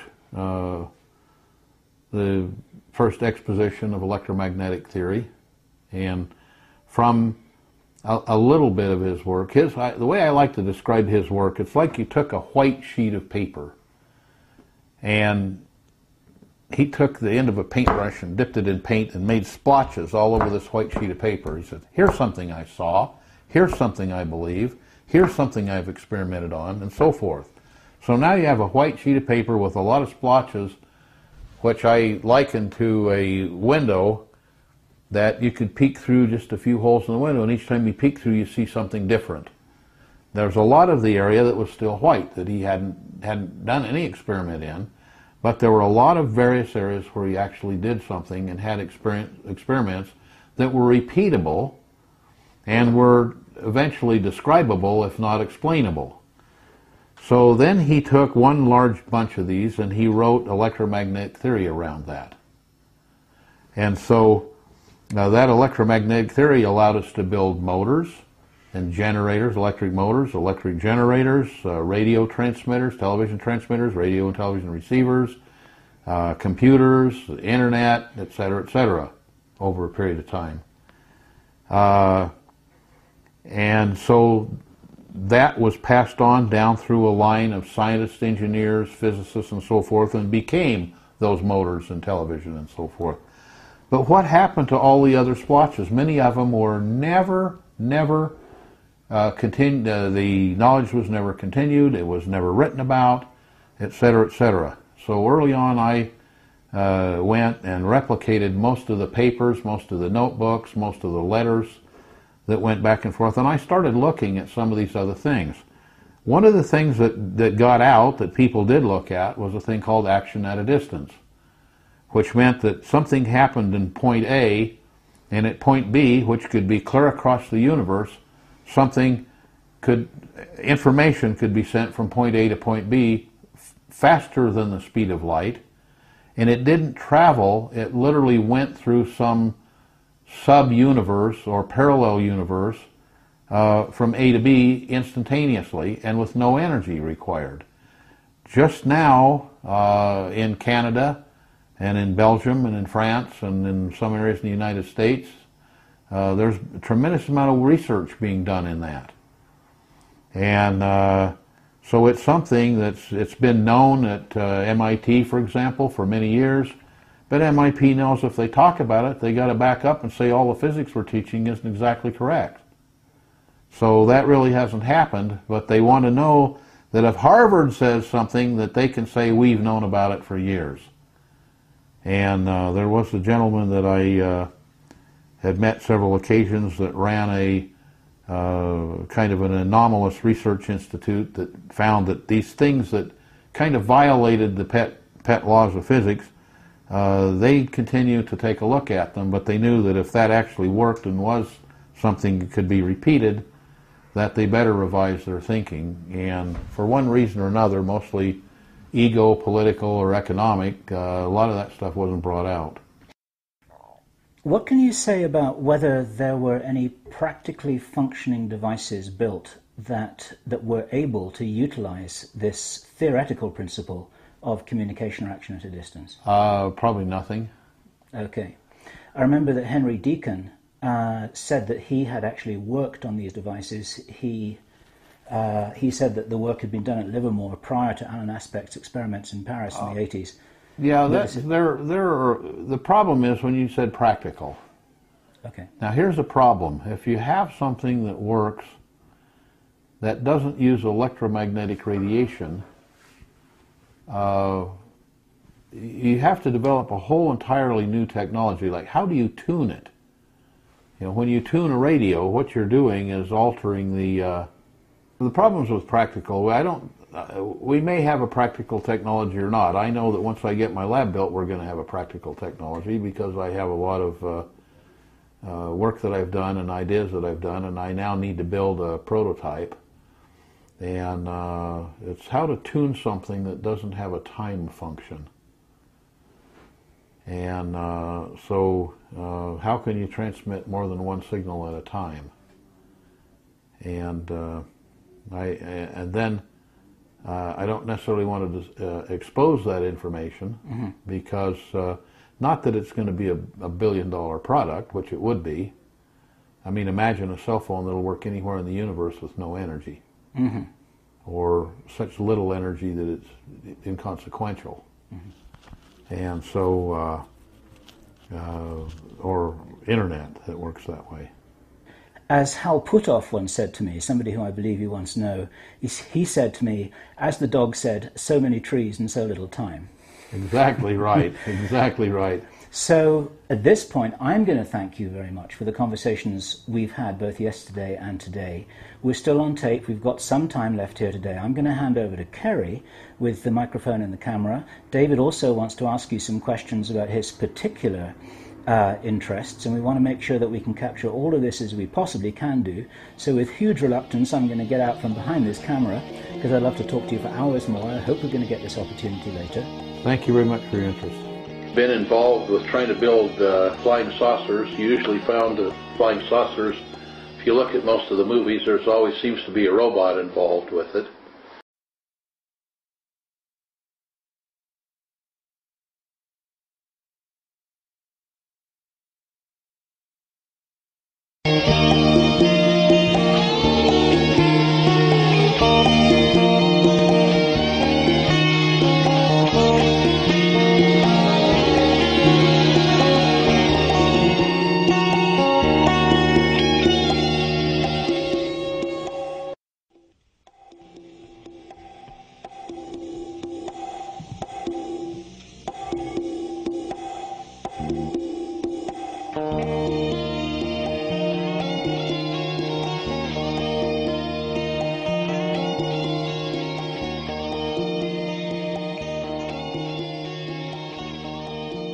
Okay, now, Pete, one of the questions I had for you is that you had mentioned before that you didn't like the term consciousness field, and you would prefer the term information field. And I was wondering if you could explain why that distinction was made in your discussion. Because to me, the consciousness field deals with consciousness, and the information field is mostly unconscious. I'd like to double-click on that and get more information on that link. Well, the information field holds everything in the known universe. And there's consciousness. Each person has their own consciousness and their own consciousness field. It's like it's one of the characteristics of individuality, or I'll say information field. It's one of the characteristics of the information field that I think the best English word for it is soul or spirit. And the individual consciousness field of each person is very, very different. And the information field holds everyone's consciousness, while the consciousness field holds each individual's consciousness, or their, I guess we could say, spiritual characteristic, though I use spiritual in a very different method than it's used by religions. My witness Daniel referred to spirit as the intellect. He said that the intellectual aspects of mind are non-local, that they're not happening in the nervous system at all. They're in the field where those cognitive processes take place. I absolutely agree with that. They're definitely non-localized. They're in the consciousness field, which is not localized with the person whatsoever. It's everywhere and every when. It's not a device. It's not a part of the neural or even non-neural anatomy. It's a field. It's like a magnetic field or an electric field in some respects, in the respects of a field, but it's non-local, even though it appears to be somewhat centered around the actual individual. It may be what some people call the aura, but it also has tentacles, if you would, that extend through time and space to infinity. There's a Russian scientist named Budakovsky who takes a holographic photograph of a healthy raspberry plant, shines that light into a raspberry tumor, and the tumor cells rearrange into healthy raspberry cells, and it grows a new plant. Are you familiar with anything like that? Well, I am. I wasn't aware of that experiment, and would very much like to be, because I'm looking for things that I can instrument and observe to try to come to some conclusions. But that, to me, would be a necessity that things be that way. Right. And for example, one thing I found in human medicine, I'd like to be familiar with the experiment, but for example, I found out in human medicine, for example, I've come to the conclusion, and feel I can prove that to any competent neuroanatomist, that the DNA is merely a factory that generates the physical part of the body. The DNA gets its information from the informational field, and how to do that. So you find that the informational field is eternal and holds the spirit or the being or the information of the person in perfection, whereas the perfection then runs through the factory. If the factory is missing the thing that puts the wheels on, the wheels are going to fall off, if you would. And so the DNA problems that you get with human health and anatomy are errors that are in the DNA, which it appears are pretty much passed down through the family tree, and but there's also information that comes down through the family tree, and that's shown by a lot of work that was done by Joseph Chilton Pierce, for example, reported by him in The Magical Child. And there's information that's transmitted to heart tissue, actually brain tissue that's in the heart, and that holds most of the person's information about emotional things, and a lot of information about taste. For example, they found people with heart transplants all of a sudden love mustard when they couldn't stand it beforehand. And they find that the person that was the donor loved mustard. They find that the person that was the donor was a very loving person, where the person who lost the heart lost it because of a lot of frustration and a lot of stress, and they were a person that wasn't a loving person. Now they become a very loving person, and the people around them have no idea how to relate to them. Does each person have the same degree of contact with this information field or consciousness field? I would doubt that they do, because they're all individual. For example, there are people who just seem to be informationally troubled, if you would, which has nothing to do with being, personally troubled, but they seem to have problems even when you go in and correct things in their. This is from a health field, because I spent many years in that field building medical instruments, and they were all computerized, and we had, years and years and thousands of patient visits that we could go back and take a look at and correlate the long-term data. Those instruments have been out there now for 28 years in the marketplace, and some 16,000 plus instruments around the world, and well over 1.5 million patient visits. So we have correlated that data and have shown that much of this must be the way that things are. So, like the statement that you made was one that I absolutely agree with, that out of necessity there has to be an informational field, and out of necessity there has to be something that drives the DNA. And then we find now we've done some experiments showing that we can generate this field around the body, and the body will act as if the DNA were perfect. If they had a genetic disease, the genetic disease goes away. Now, with the advent of stem cell research, we find out that we can use a person's own stem cells in the body and heighten this field around the body, and the cells they had that are replicable cells that had a genetic problem, the genetic problem goes away because the informational field holds the perfect information rather than the flawed information of the gene itself. Well, that's like the Budakovsky raspberry thing I told you. Exactly. Tumor is transformed, yeah. Yep. How could someone strengthen their contact with this field that they have?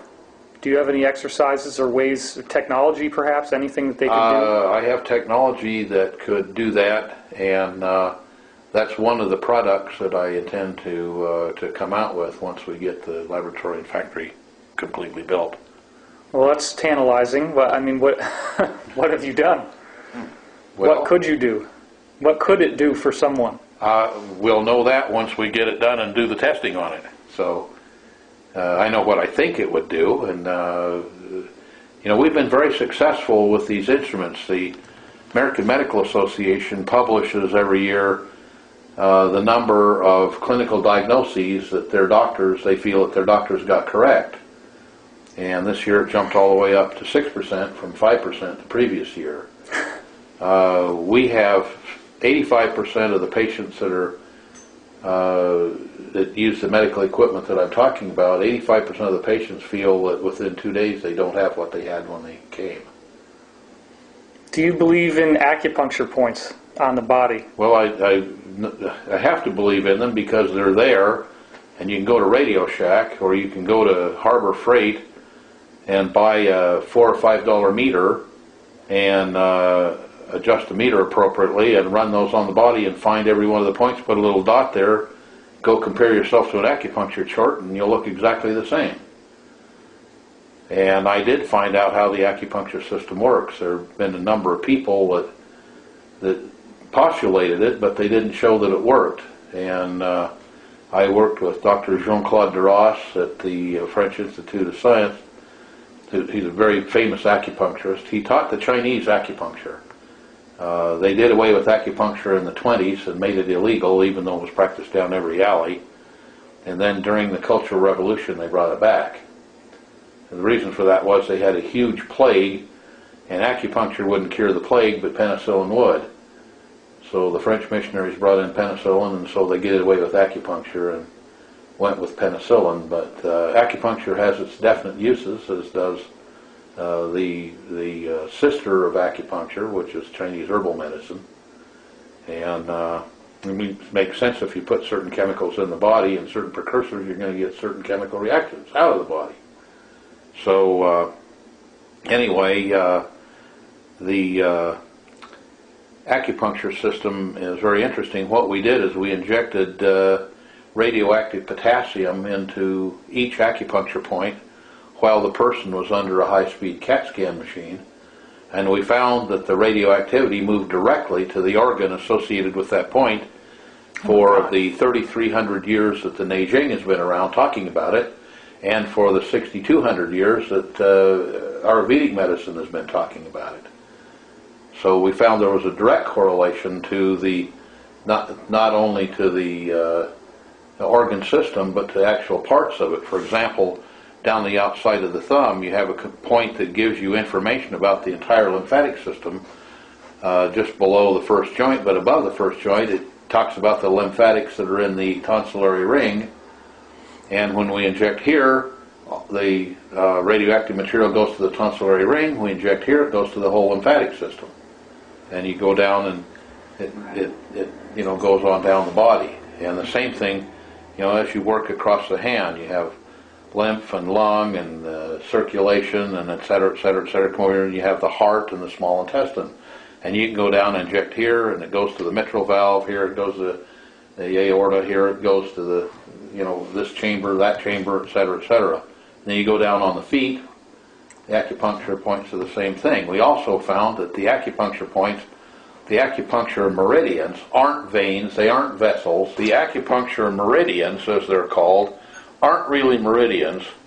They're made up of if you've ever cleaned a game animal or a chicken, you'll notice that between the organs, or done surgery, between the organs is a white filmy layer.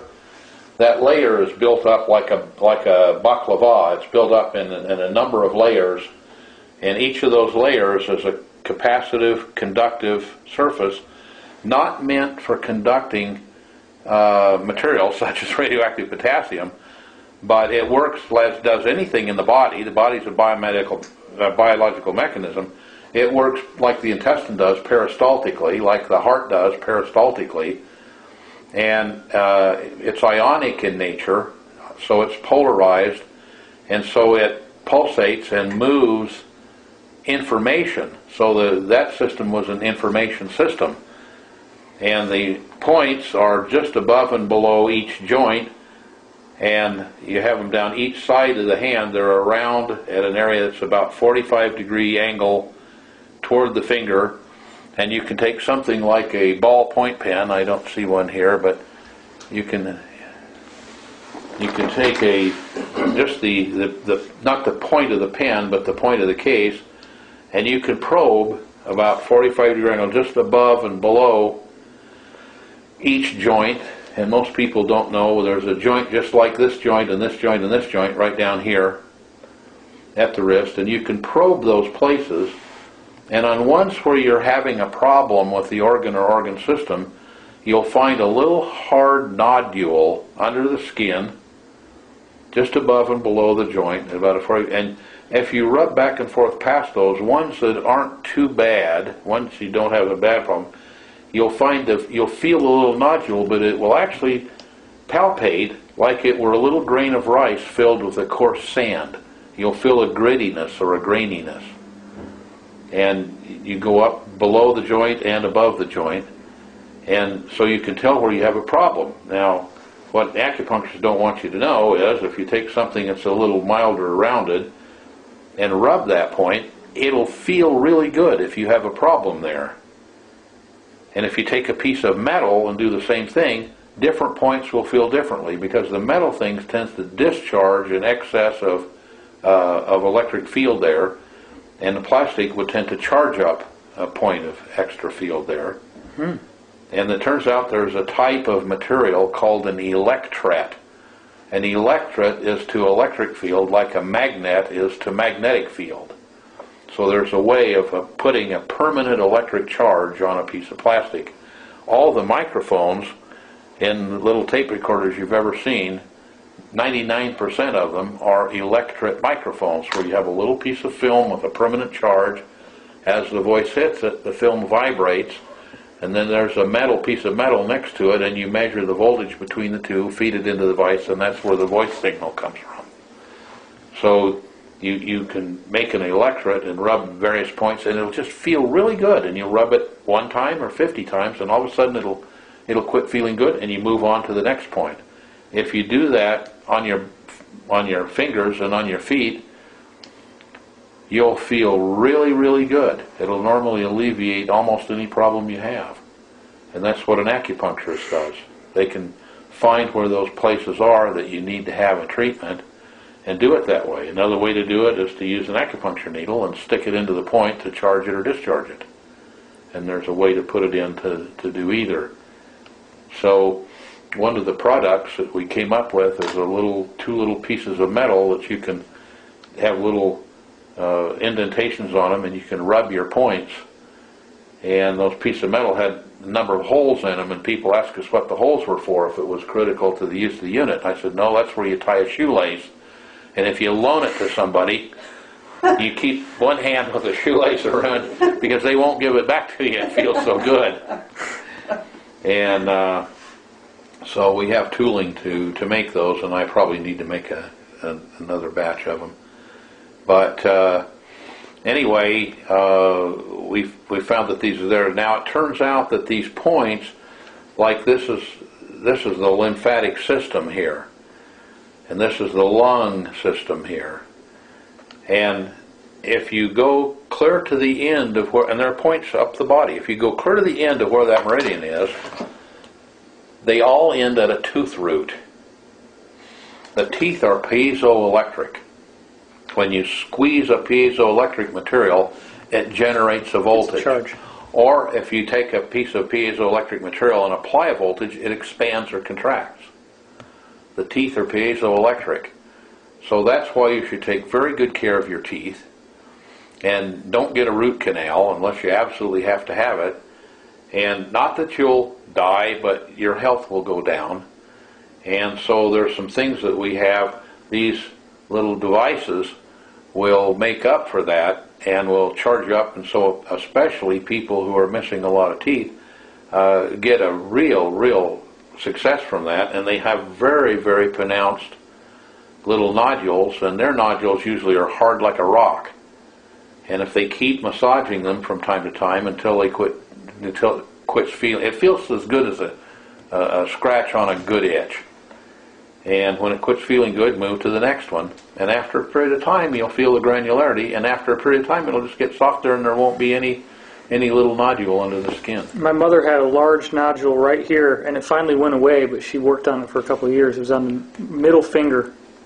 I have one here, as a matter of fact, and it comes and goes.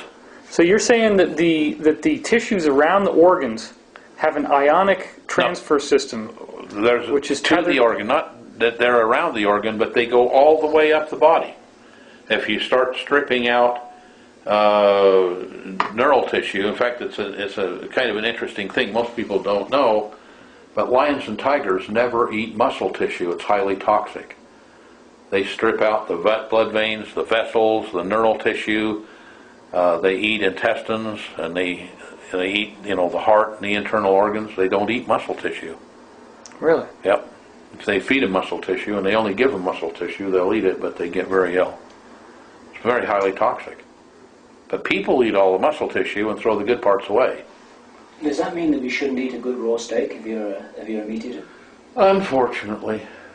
It's very obvious that I eat anything that's slower than I am. But that does mean that. As good as it tastes, it's not good for you. I'm just trying to understand. That's also why the kosher meats have a very specific way of sneaking up on the animal and not alarming them, and very mercifully putting them out of their demise, is because they don't want that animal to get excited and release a lot of toxin into the muscle tissue.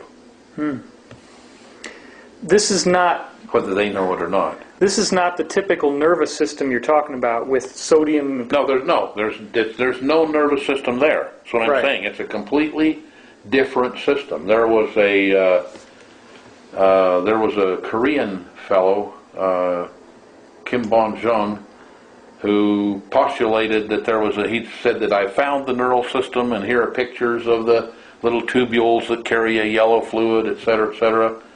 And that's all been reported, and you can find that all over the internet, and you can find it all over medical literature.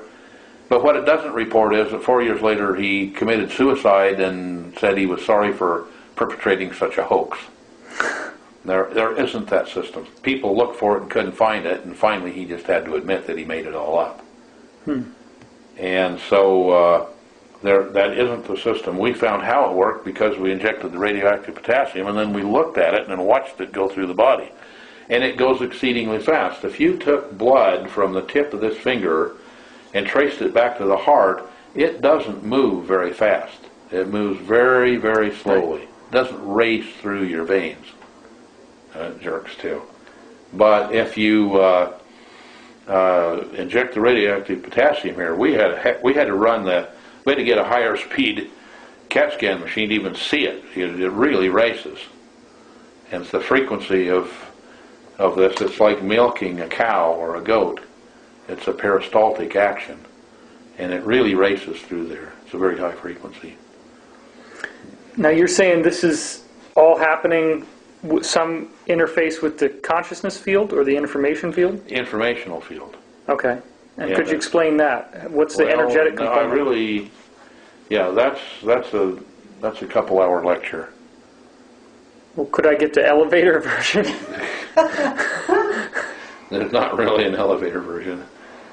It depends where it is, what the problem is, which meridian it is. Okay, if an organ is dysfunctional, why would it matter what's going on in your hand? It doesn't. It makes what's going on in your hand. It creates what's going on in your hand. Okay. So because they're the extremities, somehow... Because we're built that way. You're saying you can either heal it on the hand or you can heal it directly on the organ, right?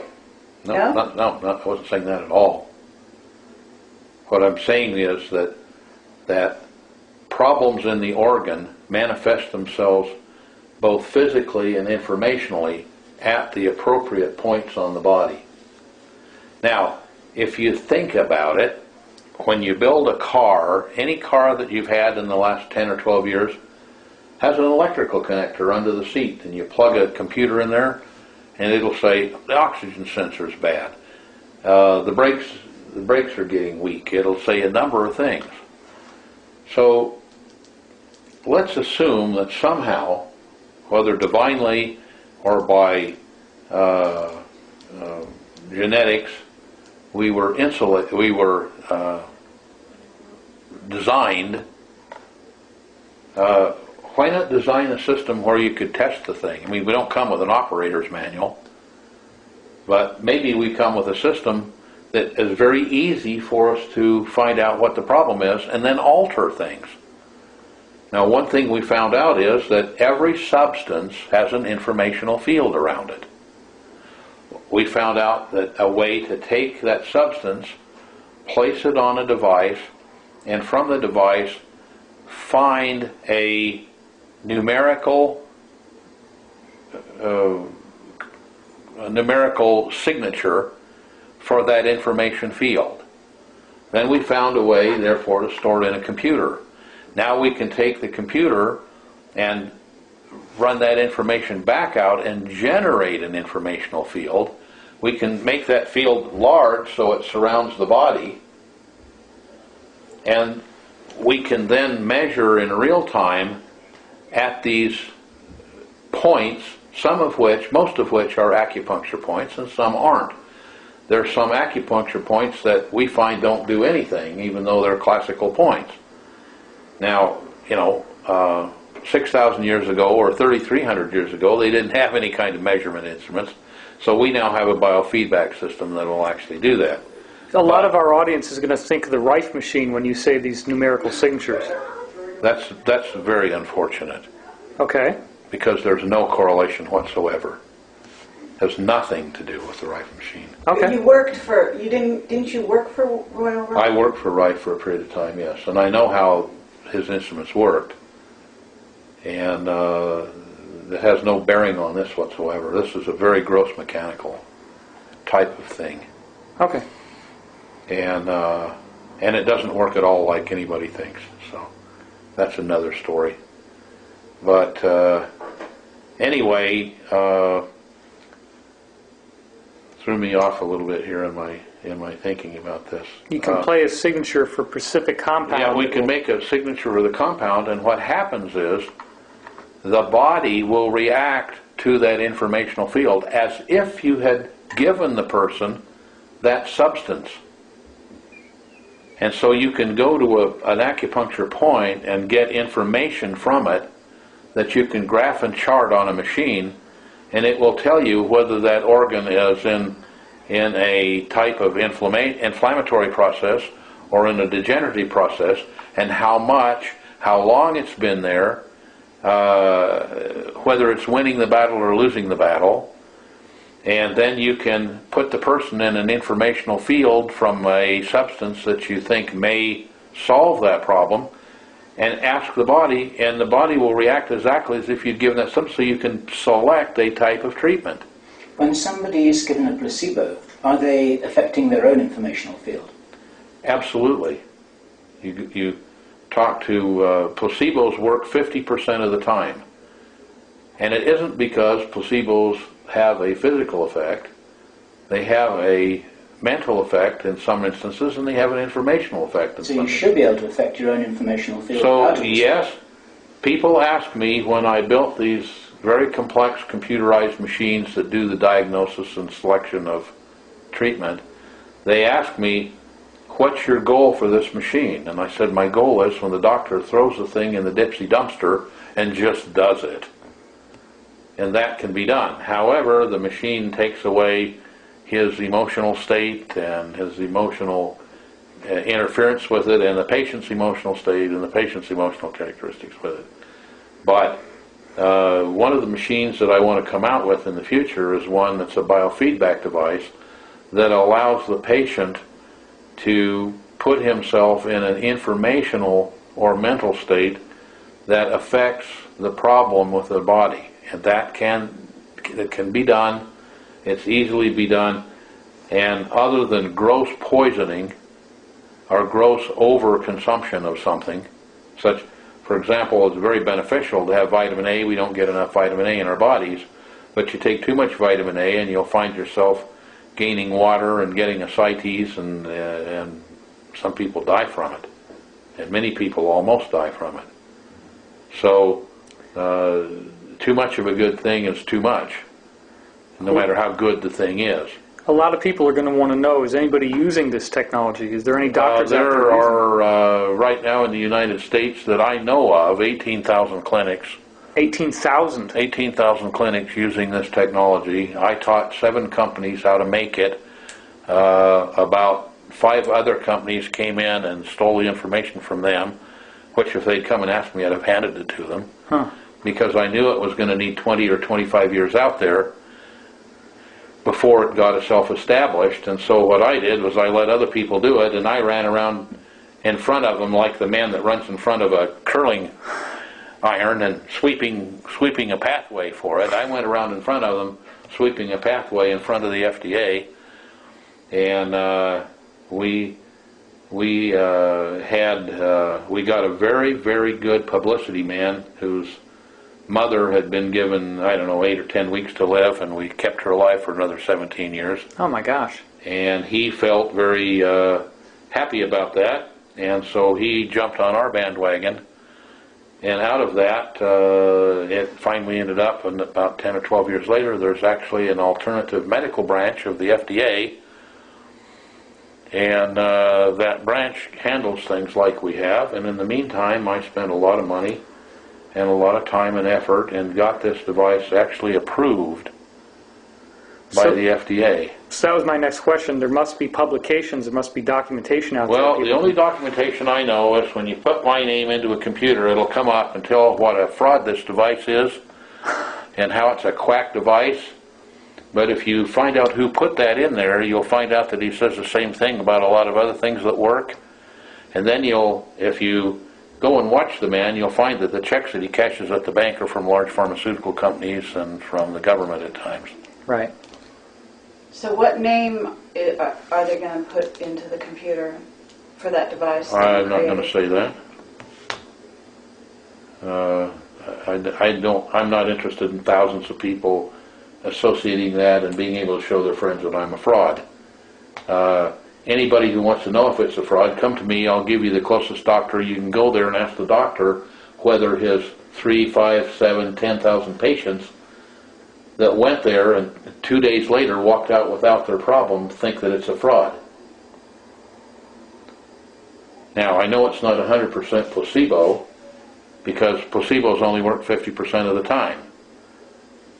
And even though the medical people, the AMA says, their doctors only get 5% of their clinical diagnoses correct, if they only get, 5% or 6% now this year of their clinical diagnoses correct, what do you think they get correct of the treatment? You know why they say practicing medicine. Or on the other hand, watch the TV show House, and each incidence is they try 5 or 6 or 7 treatments, almost killing the patient each time, and then find out what the solution is. He's supposed to be the best diagnostician in the world, on television. But it's very true to life. It comes out of Canada. They're a lot more frank there. And you get the picture of practicing medicine. They don't have an idea. They don't have a way to have an idea. And so I'm now ready, after 28 years of having this device out there, and about somewhere between, probably 1.2 to 4 million or maybe more patient visits behind it, all computerized. In the medical terminology, it's anecdotal, because the patient can't tell you if they're well or they don't have the symptom any longer. That's illegal. But I'm now ready to go up against any one of them, because I can prove that my diagnoses with this type of machine are absolutely correct, because when they go look with conventional diagnostic tools and equipment, I'll see the problem as much as 20 years before it manifests itself in the body, where common medical things can test it. How can I prove that? Well, I'll wait 20 years and prove it. That's what we've done. That's why I have 27 years of testing done on it. That's why I have people that came and thought it was a fraud and didn't accept the medication, but I watched them over a period of time and saw them eventually die of what I told them they would die from. So I now have enough evidence. I'm ready to go and do that, except I'm not going to do that because I don't have any desire to be assassinated. But I have people that have more testicles than I have that are willing to do it. Pardon my 10 years in the Marine Corps. You said there's a lot of clones of this technology out there. People have stolen it from you, and they didn't steal it from me. They stole it from other people. I gave it away, so they couldn't steal it from me. If they'd come to me, I'd have given it to them. Is it variable in terms of how well they work? Oh, absolutely. Yeah. The first thing I did was, in my instrument, when you touch the body, in the beginning, the person doesn't know where the points are. So I put a point locator, and the point locator made a tone, which almost everybody likened it to the sound of a cow that was dying. Okay? So when I gave the people how to build this thing, they build it, and everybody says, oh, that sounds like a cow dying, so they changed the tone. They eliminated 80% of the effectiveness of the machine. Because the tone carried a lot of information that if the doctor had only persisted with it for a month, he could then hear that tone, and he could cut diagnosis time down from 35 to 40 minutes to 2.5 to 3 minutes. Wow. It just became natural. I know what that means. I know what that tone means. Let me try this. Let me try that. And he can dial up on the machine now some 850,000 different substances that are in this world. All the medications of every medical system known. All the herbals of every herbal system known. All the magic healing potions of every magic healing potion system known. All the chemicals that are out there that are man-made. All the chemicals that you find in nature. All the vitamins, all the minerals, all the pharmaceuticals in the homeopathic pharmacopoeia and in the allopathic pharmacopoeia. Everything's there. So you can go to, the machine will help you sort those out and find out exactly what will alleviate the problem. And many times you'll find something that will alleviate a problem in the, for example, the small intestine, but find that it'll aggravate the neural system. So you say, oh, well, there must be another medication that'll work and not counteract something here. So you can go back and find that particular medication. Now you know what to give. Now you can ask it, okay, if I'm going to give this, how much should I give? It'll tell you an exact amount. And like everything in nature, there's a bell curve produced, a curve that looks like a bell, and you want that medication that's right at the peak of the bell curve. You want just that amount that'll produce that reaction. And bang, you give it. And many times when we give the medications to a patient, they'll bounce up and down like they were at Disneyland on Mr. Toad's Wild Ride. And all of a sudden they go, oh, I've had that pain for 20 years and now it's gone. Did we heal them? No. Did we cure them? No. Why do I say no? Because it's against the law. Did they believe they were healed? Yes. Did they believe they were cured? Yes. What makes the difference?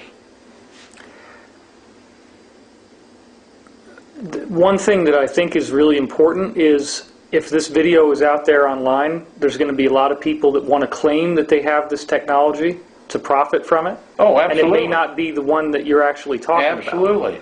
How do we prevent against that? Is there a search term we can give people on Google or doctors that actually are using the right one? Or well, the problem is that the first about 6,000 doctors I trained, and they had machines that mooed like a cow, and it was really good, and after that it went downhill. So again, I'm building a laboratory and a factory where I will produce these, and instead of having to do like you have to do today, to pay between $12,000 and $50,000 for one of the machines, I've got one that's built in a fountain pen, and we'll probably sell it for around $99. Wow. But there are similar heating modalities in existence, which is... there are some that work beautifully. Radionics. But yeah, there are radionics machines that... I'm not saying it's the same, I'm just saying that it's something that works... Yeah, works very well. Oh, works very well, and it works with the... yes, exactly right. It works through the informational field. Have you heard of the Skanar, the Russian Skanar? I've definitely heard of the Skanar, having spent about 8 months with the people doing it and working together with them. There's another machine for pain. It's called the Acuscope, which was brought to this country by Tony Nabrensky, who was the KGB man in this country looking for medical technology to send home to Russia. There's a guy named Dr. Hartmut Mueller who built this LED thing that you put on your skin. Is that another one that you think works? No. It doesn't work? No, I didn't say that. Oh. I said there are things that work a lot better. That's what I meant to say. Okay. But people can also, as you said, massage these points on their hand. Best medical machine ever invented were these two little things we call acucombs that you just rub your points with and get well. Is there a way people could build those on their own? They probably could as soon as they saw one, but it's easier and cheaper to buy one for me because I've paid thousands of dollars for the tooling, and they stamp them out like shells coming out of a machine gun, and we put them in a tumbler and tumble them, and they actually have a electric material that we invented to actually do the charging. And it's interesting in that you can take one of the units and do it. And by the way, you can find out how you'll react to any food. One of the best things is that anything that goes into the body, you say, how do my organs react to that? There's a reason that the highest paid doctor is the anesthesiologist. It's because he has to pay the most insurance. And I think, I may be wrong, you'd have to check what it is these days, but when I was working on it, 2 out of every 100 people were killed by the anesthetic. This thing will tell you exactly, because this finger and the distal side of the middle finger tells you about food absorption here and allergy here. And it will tell you whether you have an allergic dispensation toward that medicine. It'll tell you that anesthetic. It'll tell you how your body will react to it. How does it tell you? By making an indication. What? There's an indication on a meter and on a chart. And when you learn how to read the meter and learn how to read the chart, which can be taught in approximately 1 minute,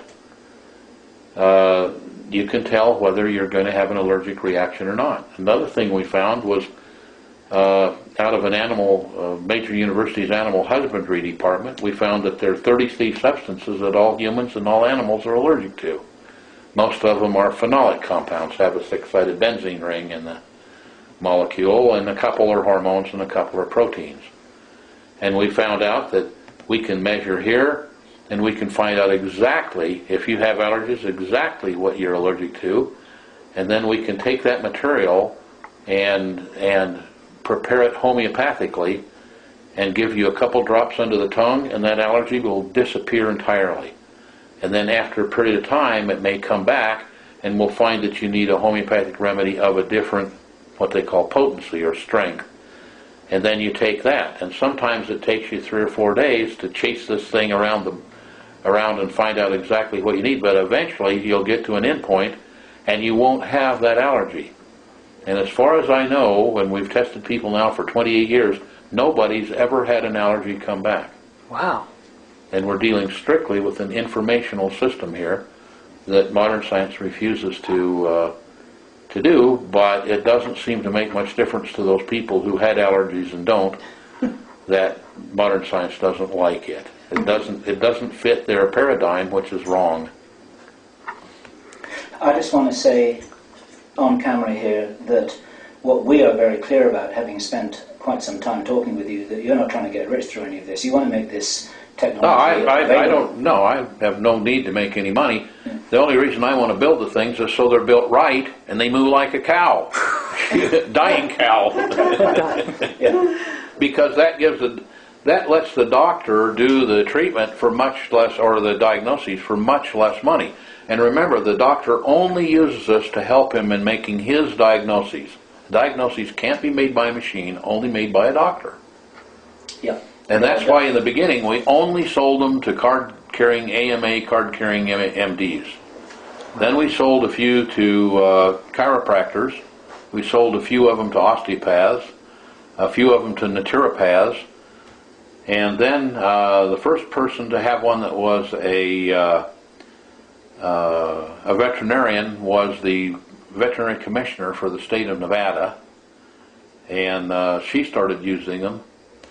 And then we have now, I quit keeping track when I started trying to keep in front of these people and keep them out of trouble for using them. And we've not had any trouble in using them because we kept them out of trouble. And anyway, at the time, this was maybe 18 years ago, there were about 350 veterinarians using them. And they were working perfectly. They could find out what problems animals had and how to solve the problem. Okay.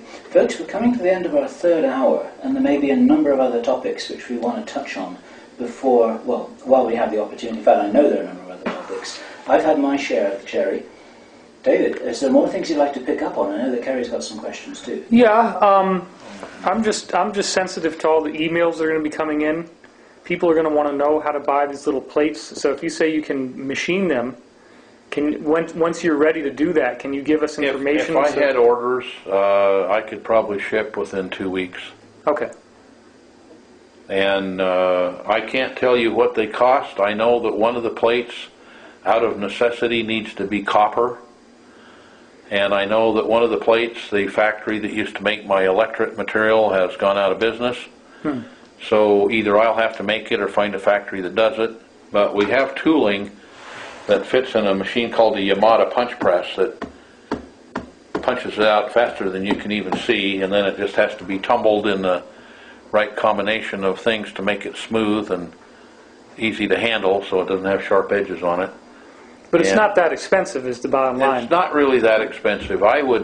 The copper in it now costs about $7 or $8 for the copper plate, and probably much the same for the electric plate. And then we have to stamp it and process it. It comes normally in a little carrying case with a separation between the two, okay, and a little set of cards that you can fold out that shows all the points on the hand, all the points on the feet.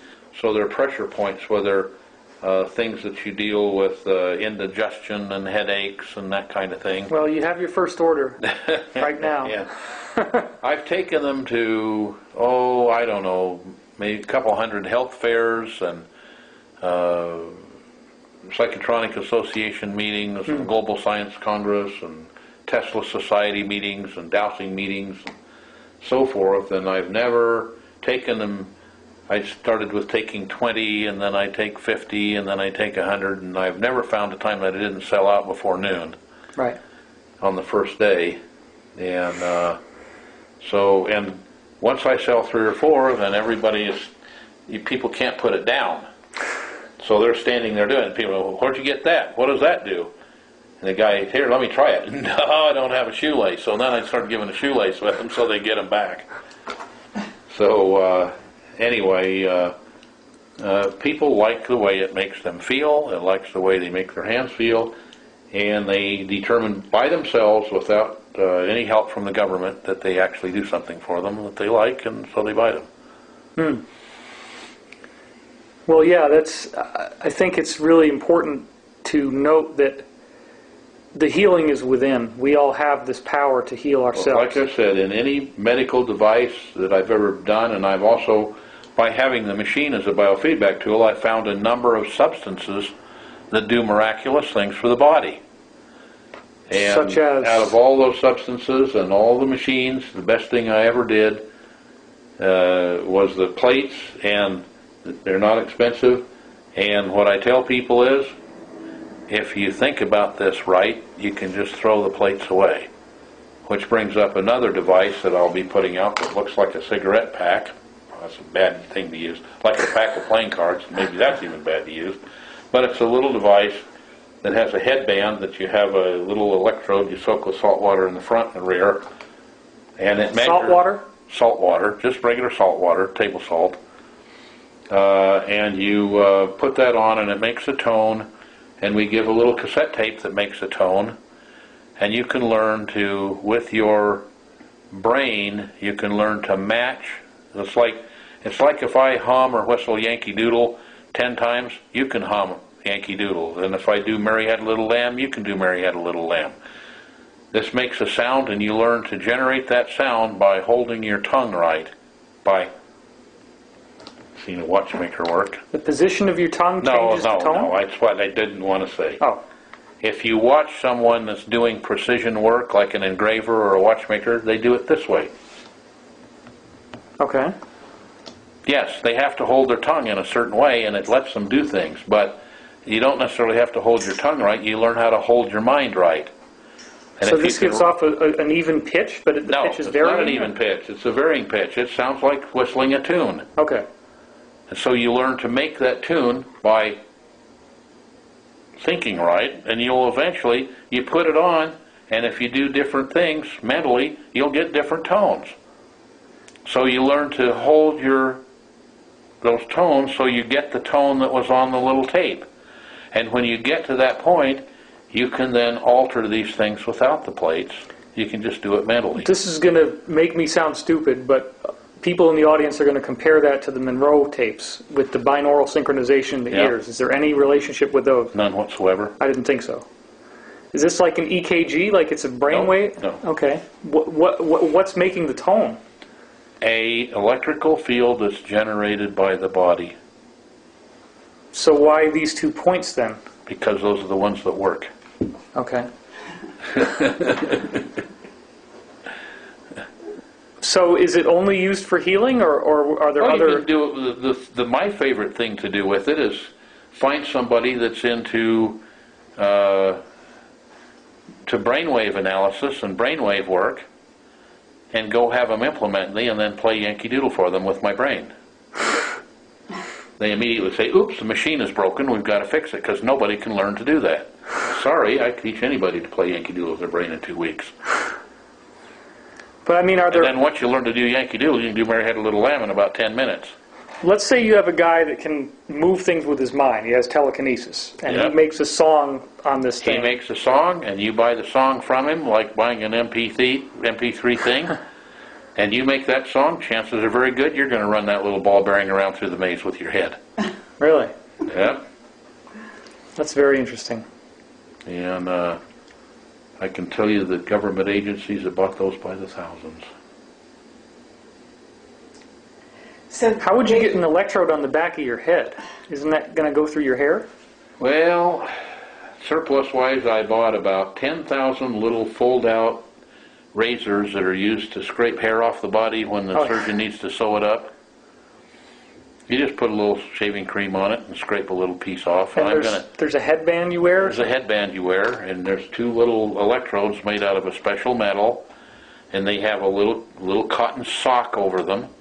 And you soak this, you take water and you put it in a little bowl and you stir water and salt together until no more salt will dissolve, and you dip those in there and squeeze them out a little bit and put them and use a little washcloth with some soap on it and wipe the grease off the area here and the grease off the area back here that you've balded, and put it on, and it works just fine. Wow. How precise do you have to be in placement? Does it have to be right smack on? No, within a couple inches. No, it doesn't go on the third eye. That's a lot of your people will ask that. It goes in a different spot. Okay. But it's very easy to tell where it goes because you put it on and it isn't making we'll call it brainwave noise. That's not what it is. But then anything that isn't hooked directly to the brain isn't brainwave noise anyway. I have a 60-second question before this tape goes out. Why would the agencies be interested in stuff like this? Oh, I don't know that I can say that. Okay, we'll leave it to our imagination. Leave it to your imagination. Okay. I can tell you that there were a lot of them bought at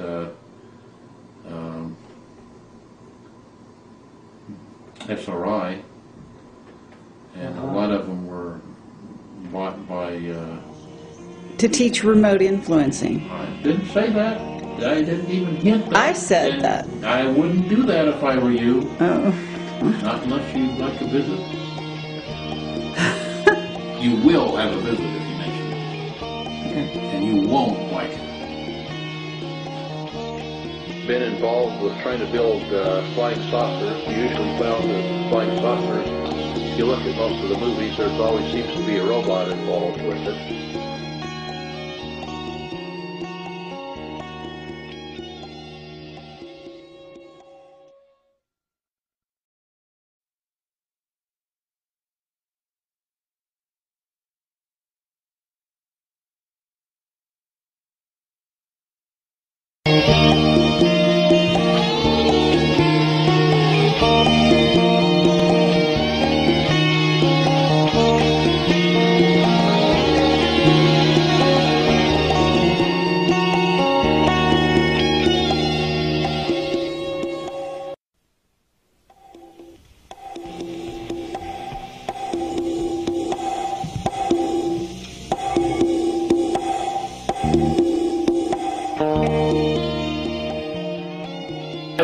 I look at Earth and I look at the things we've done to destroy this fragile little spaceship that we live on, going through the space. And we've destroyed, we talk about burning, we talk badly about all the burning of the rainforests in Brazil. And yet most of the oxygen is produced by plankton. And our use of nickel-cadmium batteries and lead batteries and putting them out into the environment has killed a good part of the plankton. Cetaceans are beaching themselves to make so that there's enough food left for the others.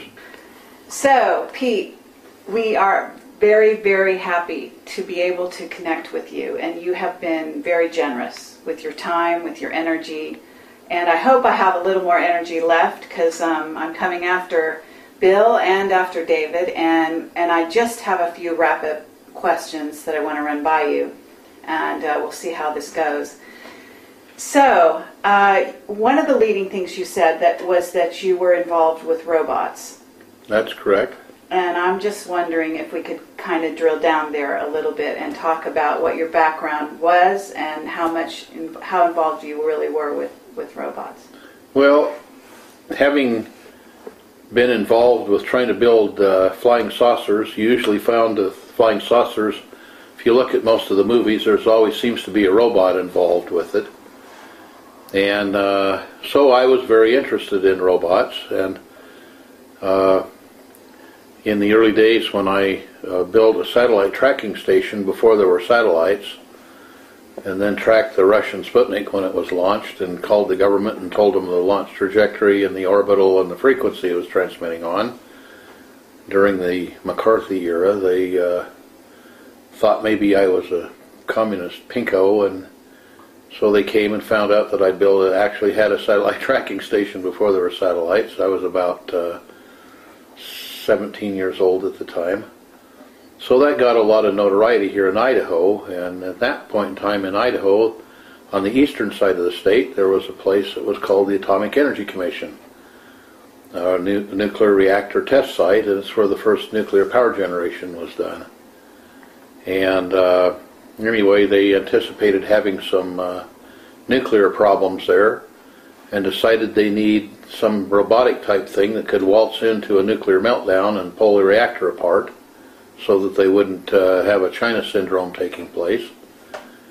So anyhow, eventually I and a few of my friends got the contract to do robots that could do that.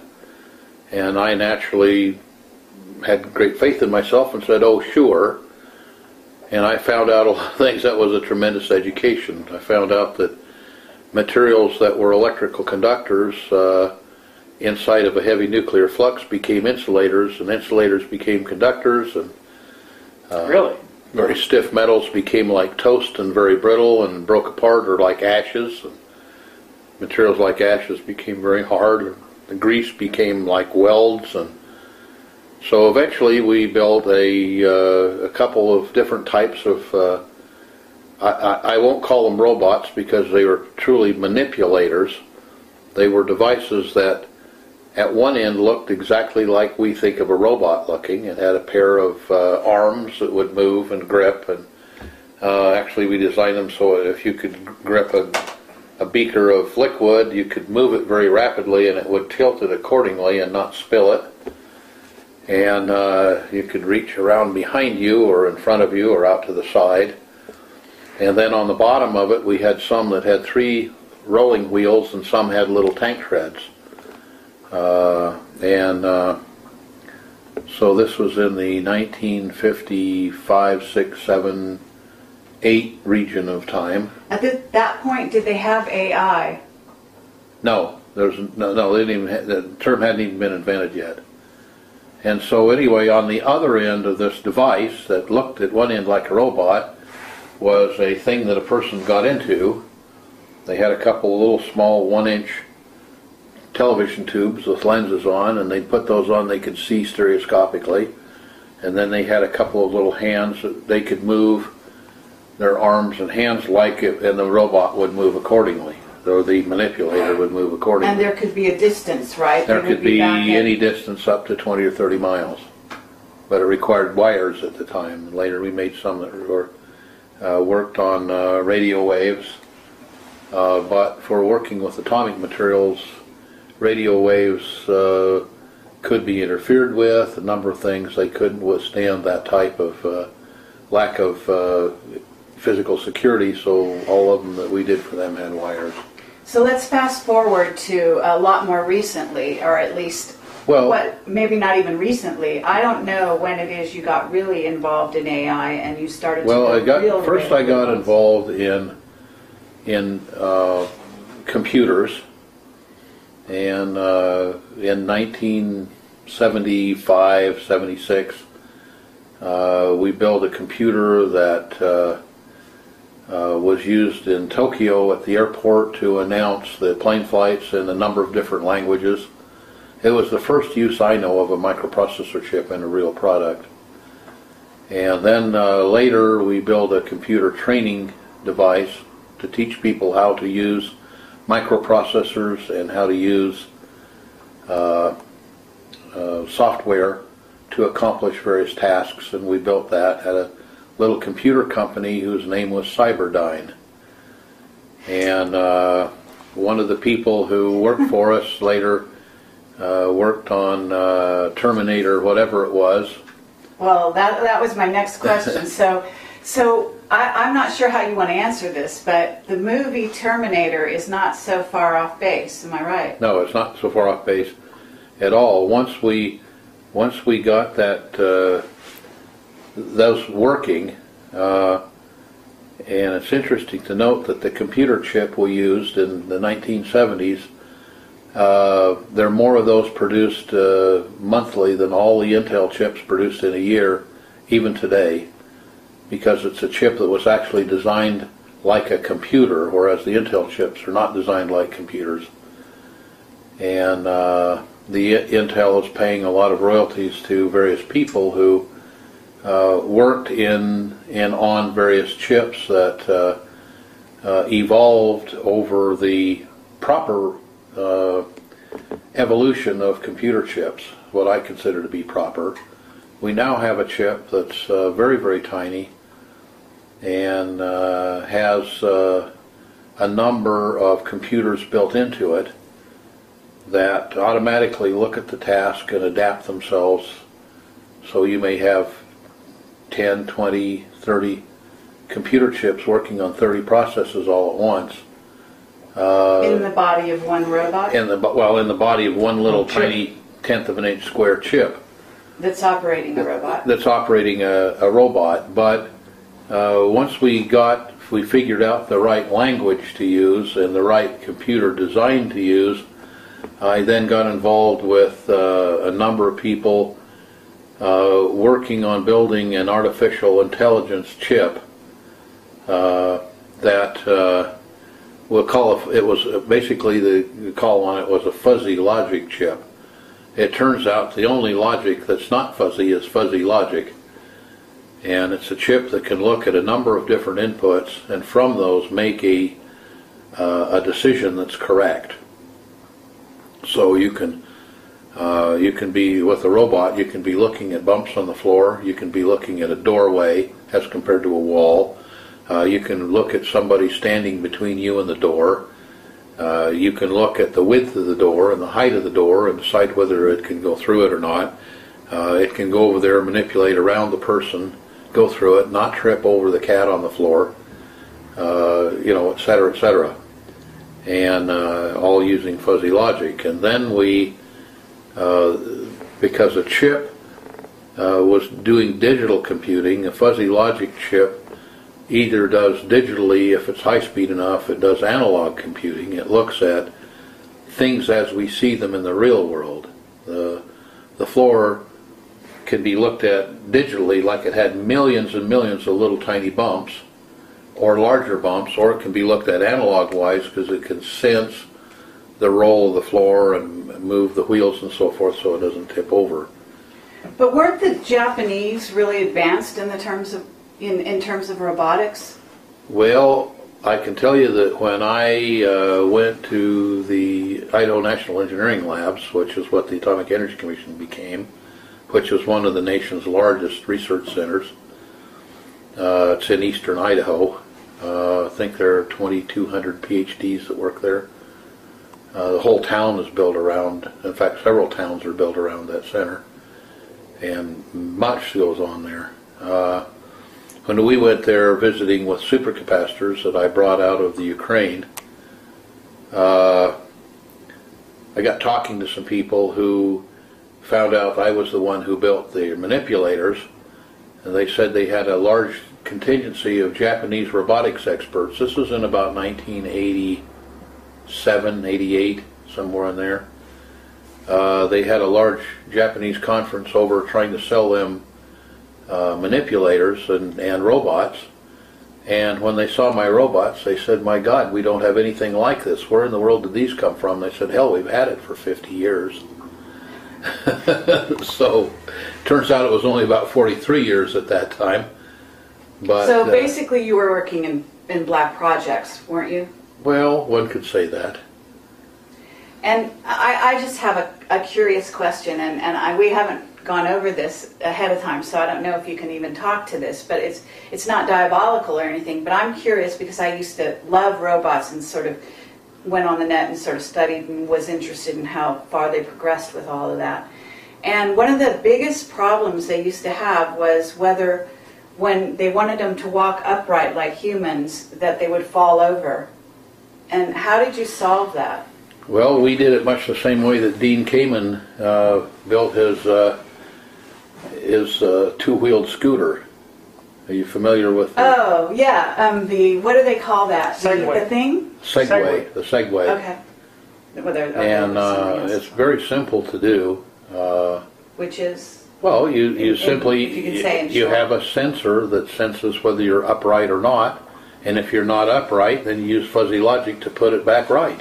Presumably, that's the kind of stuff they put in the F-117 that would have fallen out of the sky if it Yes, hadn't it had would. that kind of... Right. For example, the programming language that we use is called Forth, F-O-R-T-H. It should have been called F-O-U-R-T-H because it was the fourth major programming language, but in those days computers wouldn't take 5 characters. Or 6 characters, so they had F-O-R-T-H. Okay, so this kind of segues into mind control, because I also know that you worked with SRI and you worked with Hal Pudov, right? And I understand you probably knew, Ingo Swann and a lot of the people involved in remote viewing. So what I was wondering, I think you were involved in MK Ultra, and you can probably talk about that because it's been declassified. You can think about right? that all you want to think about it, and who knows whether it's true. I don't know whether that's true. All right. Well, I know that I worked in a lot of very interesting areas. but you know that MK Ultra is declassified. I don't know anything about MK Ultra. Okay. I mean, I've heard about it and heard about it and heard about it. I don't know anything about it. I know some things that came out of it, and I know that I researched some of those things, and I built things that I thought were better and turned them over to the government. But other than that, I really don't know that. I actually don't know that much about it. Okay. And is it true that you're still on call for the government? Well, I'm doing things all the time that I get calls on. Okay. For a number of different governments, actually. I'm actually a member of the Astronautics Association for Mankind, which is the Russian equivalent to NASA. I'm on the board of directors. So why aren't you on the board of directors for NASA if you're on the Russian Well, board? mainly because I have no desire to be with a bunch of clowns. Okay. If I want to be with clowns, I'd join a circus. So you're really aware of the secret space program in essence, and you know that NASA is something of a front for almost distraction? I haven't been associated with them for years, so I have no idea what they're doing. Okay, but you said NASA's a bunch of clowns. Why are you saying that? Well, because all I have to do is look at the products they have. And why are they still, I mean, I know they're going to retire the space shuttle any day, but it's basically, a tin can going up in space. Why are they even dealing with that kind of technology at this point? Do you know? Because they have it and it works. They've had about maybe, it depends on how you look at reality. They have what I consider to be about 10% of the budget that they really ought to have for if you look at the things that came out of the space program through NASA, probably 50 to 60% of the technology we use today throughout all industries came out of NASA. The metallurgy technology and alloys, the temperature resistant plastics and metals, large-scale integrated circuits, basically even the whole transistor technology. I worked in things like that. My cousin and I did quite a number of spy satellites. We did the sampling arm that went on the Viking lander to Mars, which, by the way, was run by a fourth programmed computer. So I worked in and around that area. I worked with North American Rockwell, JPL, a number of different places, and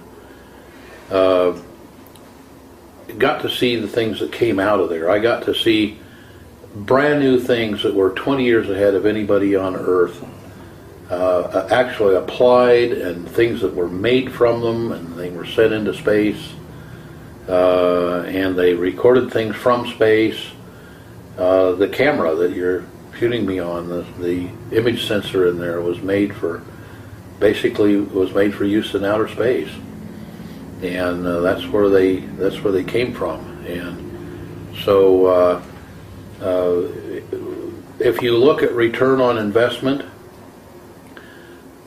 there isn't a corporation ever in the history of mankind that returned so much on the investment, even 10%, that the return on investment that came out of NASA. It literally transformed our lives into a whole new century. Take that, which is the only success story that I think man really has, and totally malfunded it. Now, part of the reason is that they wouldn't pay the appropriate amount of money to get the brain power that they needed. People early on worked for NASA not because they got paid good money, but because they got to accomplish their dream. When finally Congress snuffled their dream, they quit working for NASA. So now you had clowns working for NASA. It should have been a circus. Okay. Not that there weren't great people there, and not that there aren't great people there, but they're totally frustrated, I'm sure. Right. But there's also a lot of black projects going on under I don't know that they're going on at NASA. Really? They may be. I don't know. Uh-huh. And what about your familiarity with things like superluminal travel? My familiarity. No, I don't know anything about superluminal we have travel. testimony from Henry Deacon and from Jake Simpson, a couple of what we call whistleblowers, which in essence is what you are at this point in your career, in a way. Well, in a way. Okay, you're treading a fine line. I'm treading a fine line.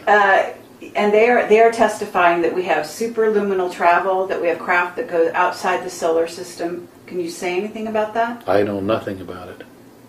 Okay. You told us, or at least you talked to me at one point, about being a spy master. Is that really true? I don't know a thing about that. Okay. Okay. Well, we're kind of striking out here. Where do you think that we can go with all of this? I've told you the things that I'm willing to talk about. Now you're trying to get me to talk about them. And, all right. What do you know about a UFO detector?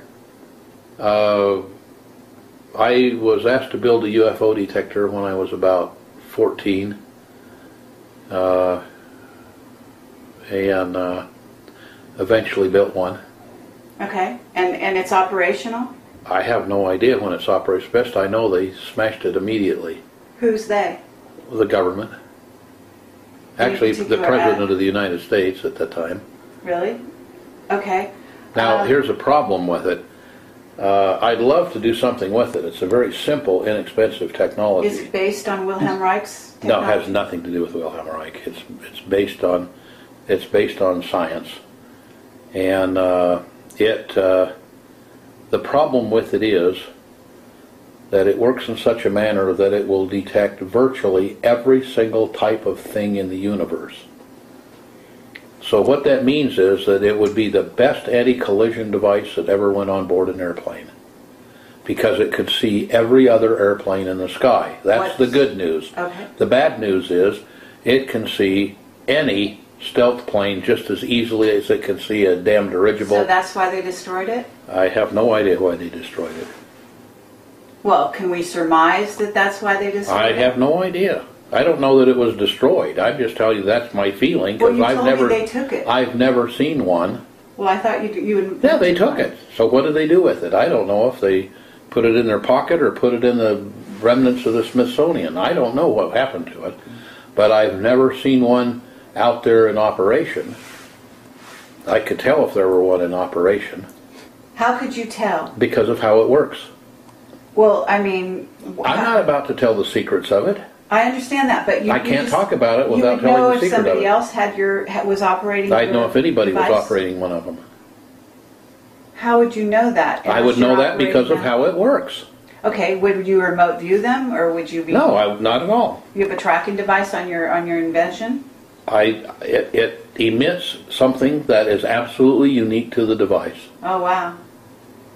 Okay. There's another kind of detector which was destroyed upon presidential order, I understand. Yes. Are you able to talk about that? Because that's fantastic. Probably not. It's probably not healthy for you guys to talk about it. Okay, well, I understand that you, and I don't know if you can talk about this, but My understanding is that with robots, with any kind of device that you're operating using AI or any other kind of, as you say, manipulator, whatever, that there's a sort of has to be a fail-safe or a command override such that you call it a gatekeeper, I believe. But no, that's a gatekeeper is a product that allows that to take place. Or not to take place. Or not to take place. And yes, there's a, obviously it's like with atomic bombs and hydrogen bombs, nuclear devices and cruise missiles and whatever. One thing you don't want is your enemy to get a hold of it and use it against you. So there must needs be some methodology to handle that. Are you able to say that you had a hand in creating some gatekeepers? I created gatekeepers, and whether they use it there or not, I don't have any idea. I just know they buy a lot of gatekeepers or bought a lot of gatekeepers. And I know that right now we're in the process of negotiating a very large order for gatekeepers, what I call gatekeepers. And what they're going to use them for, I really can't mention. Would you call yourself sort of, an inventor? I mean, how would you... I have always billed myself as an instrument maker. Okay. I build instruments that see things or hear things or measure things that heretofore nobody else builds. Anybody else builds something, I don't ever replicate it. I don't reinvent anybody's wheels. I invent my own wheels. Okay, I want to kind of go into a different area that we haven't really addressed at the moment. And I want to know if, because obviously I realize there's a lot you're not talking about, and there's some stuff that we've got off the record and all of this kind of thing. But do you feel that you're protected? Yes. Do you feel you're protected on an earthly level or on other levels as well? Definitely an earthly level. I have no idea about other levels. However, when you say feel as compared to know, mm-hmm. then I will tell you that I've had a charmed life. Okay. I can remember one time in Vietnam standing in a firefight and remember that basically only machine guns fire tracer bullets. And every fifth round in our machine guns at least is a tracer. So the machine gunner can aim his weapon because they're jiggling and bouncing so much you can't really use a sight well. So you want to see where the bullets are going and place them where you want them. So every fifth bullet goes out and you see a little red glow where the bullet's going. And I was in firefights where the tracers were so thick it was like you're in the middle of a 30-foot campfire that was down to the ashes with a weed eater whipping up sparks. And I remember about the third time I looked up and said, "You and me, Big Al, all the way," because I knew I was being kept alive. There was no reason for me to be alive. 50% of the Marine officers I went to Vietnam with were killed while they were there. They were there for 13 months. I was there for 23 or 4 months. But anyway. And to this day, you feel that... Well, I've been in other places that were even scarier than that.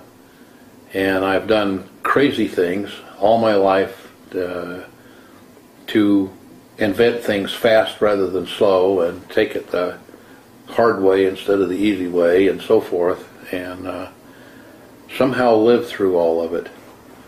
I get the biggest kick today out of some kids spilled a little tiny bottle of mercury in a town nearby, and they came and dug an Olympic swimming pool in their front yard and hauled all the dirt off and charged them thousands and thousands of dollars to get rid of the mercury. Hell, I used to spill 2 or 3 ounces of mercury a day in my lab, which was down a basement, and the only thing it did probably is drop my IQ by 30 or 40 points, but that didn't really matter. I used to go around with a piece of lead solder hanging out of my mouth. I must have spent 20 years with a piece of solder sticking out of the corner of my mouth getting that good lead. And all that did was drop my IQ another 10 or 20 points. So, I've been charmed. Okay, have you been threatened? Oh, yeah, I've been threatened a number of times by just about every kind of person that would want to threaten me. You can make a joke about bastard school as well. That's a good one. Well, that was what I was trying to get to, but Yeah. You can talk about Bastard School. That's not classified. AKA terrorism. can we talk about Bastard School at all? Well, yeah. Okay, and what was your experience with that? Well, I call it bastard school. When I was an officer in the military, it was very obvious I was trained in military things. And I was taught to be the biggest SOB on the block. And I got so good at it, they finally turned around and had me do some other things because it scared them to death. Because I was a mean green killing machine. And so instead of teaching terroristic things, they had me teach anti-terroristic things. And then they in both cases, one, they were afraid that the enemy would learn what I was doing that was nasty. And then they thought I would the enemy might learn what I was doing to disrupt being nasty. So then they moved me on to other things. You've dealt with mind control in some ways, in some fashions, and you know something about the mind, clearly, and about this information field, and I'm wondering if there's something within the information field and or the mind-body interaction that can be set up to protect oneself against, let's say, mind control devices such as the digital television that is now projecting, able to communicate with people in their houses and so on and so forth. Well, that's an assumption that we're making. Right, I'm making that assumption, not you. But, And, so I'm just asking, what is there something? There are things that were designed specifically. As an example, in the probably 80s, the Russians had a thing that was because it sounded like a woodpecker on a shortwave radio. It was called the woodpecker. And they had 3 large locations that were transmitting probably several million watts per location.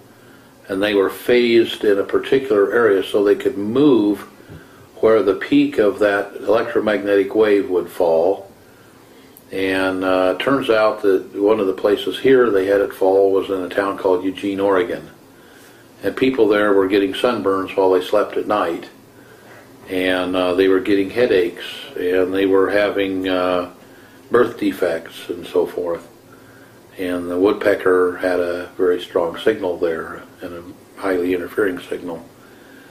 And it was at a psychoactive frequency, so that it would disrupt the appropriate thinking capabilities of the brain. This is all documented, by the way, on the net. Oh yeah, it's all documented on the net. And there were also, a good friend of mine was a man who discovered that they were bombarding the Moscow embassy with microwaves that had much the same frequency content. So there was a fellow that designed a little device that you could wear under the collar, which was provided to all of our personnel that we needed to make sure had clear thinking, that they could carry with them, and it would send a signal, a close-by signal, remembering that electromagnetic waves decrease with the cube of the distance. After a very short distance, the signal is very, very weak. So you put a weak signal near the person and drive their mind into a range of brainwaves that would be benign or even hopefully beneficial. And they found a very simple way to find out what was beneficial, and then a very simple way to tune the device so that it would put those waves out. And they were carried by all types of diplomats and military personnel for So we years can and assume years that and years. the president and various people are using these devices to this I day. would certainly think they would be. I know it would. I know that I carry one around. Okay, and you're saying this person who invented it, you're saying you're not the person who I didn't invented say it. anything about it. Okay. But there's also a technique involved such that one can do it without the device if one learns? Yeah, you can learn to hold your mind pretty much in whatever mode you want. But it has to do with the informational field, is that No, right? it doesn't. It has to do with the electromagnetic field. Oh, really? Yep. So your mind You use your mind to affect the electromagnetic field. No, you just use your mind to generate its own electromagnetic field at a benign frequency, or even a helpful frequency. To counter it is to counteract it. Well, you know, I'll give you an example.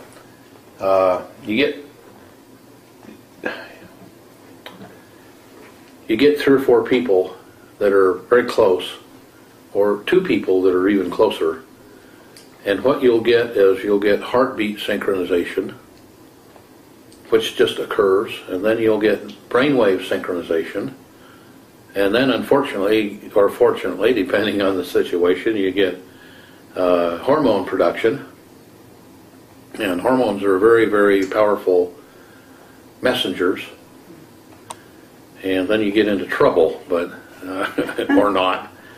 But it's a form of entrainment, right? It's a form of entrainment, and you get an entrainment. So a very weak signal can give you great entrainment. Nikola Tesla made a device that used compressed air, and it was a little weight, and he could stick that on the ground outside of a skyscraper in New York, and this thing would sense ground wave oscillations and tune itself to them.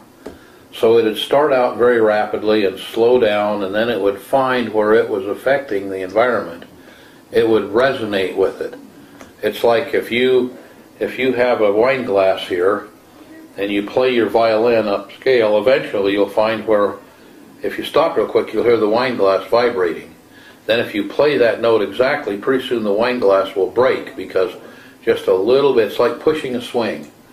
If you push a swing in phase, the swing will go way high. If you push it out of phase, it'll stop. It won't go very high. It'll go high and then low. Number of things. You want to get it resonant or in phase. So that's what Tesla's device would do, would move a weight up and down, up and down, up and down, using pneumatic pressure and pneumatic valving, and he'd make the skyscrapers just wag like a dog's tail. So isn't this the actual, like, sort of the kernel behind mind control, is getting a very slow resonance No. set up and then affecting it No. one way or another? No? No. Doesn't have much to do with mind control. But part of what you want to do, perhaps, with mind control is get your mind in a certain frequency. But that's old-style mind control. And what you want to do now, basically, if you want to look at neurolinguistic programming, uses the principles of neurolinguistic programming, is much more powerful than getting a brainwave entrainment. Brainwave entrainment will drop the IQ, it'll drop the attention span, it'll drop change the memory. So there are a number of things that can be done there, but what we use now is a thing that changes the way the brain is attached to itself and the way the brain hooks together, and we just change the neural pathways. You can cause a person to forget. You can cause a person to do things that they have no intention of doing. You can make a stimulus that would cause one thing, like a stimulus that would cause me to reach out and grab some water and take a drink because I was thirsty. You can very quickly and easily change that stimulus to, when I get thirsty, I'll reach out and grab a glass of water and pour it down my throat, or my neck. Pour it down the front of my suit. So what about the idea that you were telling us about the piece of the heart? You could cut off a piece of the heart and it would actually give it to somebody who would recognize, a doctor, who would recognize it as a part of the brain or have resonance. It would appear to be brain tissue. And this is like a medical fact, right? It's a medical fact. And there's a very good book that anyone who has a child that doesn't read this book should be jailed. I'm serious. It's called The Magical Child by Joseph Chilton Pearce, P-E-A-R-C-E. And he has follow-up books on it. For example, The Magical Child Matures tells you why that no center city fatherless child is ever going to amount to anything, ever. They can't, because their brain doesn't form properly. Really? Yep. A fatherless child. Well, or motherless. An orphan. A child that's raised outside of a normal family environment, let's put it that way. That's much more accurate. And it'll tell you why that can't happen, why they can't really become useful to society. Well, is this the thing you were telling us about the heart, being close to the heart? Part of it, that's part of it. Of the That's just mother. part of it. There are a number of different factors. But one of the things that Pierce writes about in The Magical Child is, for example, that during the first 16 days or so after the amniotic fluid breaks, the child is exposed to the electromagnetic field from the mother's heart beating, and that field is modulated by what's in the brain cells in the heart, which are the emotions, and those emotions are transferred to the child. So they thought, well, that may be true, so they went to Europe, where a lot of women have their children raised by wet nurses who nurse them on their breast, and they find out that the child takes on the emotional content of the wet nurse. Or children who are raised without a father never get the male emotions from the father, But as compared to the female emotions. It happens in the first 16 days. After that, it's not the so greater part of it happens in the first 16 to 18 days. incredible.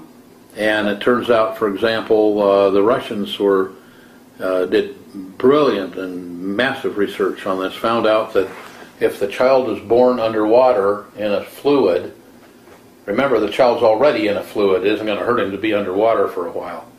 The child's born underwater in a fluid about body temperature and moved up with contact with the mother to the breast, where if you look at how you would naturally hold your arms and nurture a child, the heart of the mother and the heart of the child are going to be right next to each other. The child starts picking things up. If the child is kept in that position for the first 12 to 14 hours, the child usually develops speech by 6 months of age and is able to stand on their own at 6 months of age. Can you talk about that Russian doctor? I unfortunately, I could if I remember his name. I can't remember his name. Okay. He was brought to the United States, and I can tell you that his techniques were used by Madonna in having her children. But we're talking about generating an IQ of as high as 275 in Right. children. I can tell you that her children are some of the most brilliant children on the face of the earth because of that. I know that she worked for using those techniques for a year to a year and a half before they were conceived, just to become ready. And that could well be privileged information, but it leaked out to me. So you're And I know saying it to be true. that the heart has an information field component which somehow entrains the formation of No, the I'm nervous not system? saying anything about information field. I'm saying the Okay. heart has an electromagnetic component that is there because the heart beats, and it takes a large electrical current to beat the heart. Okay. Anything the body is bioelectric. Anything near a magnetic field or an electric field that's conductive then has components that come from the things around it that are electric or magnetic or conductive.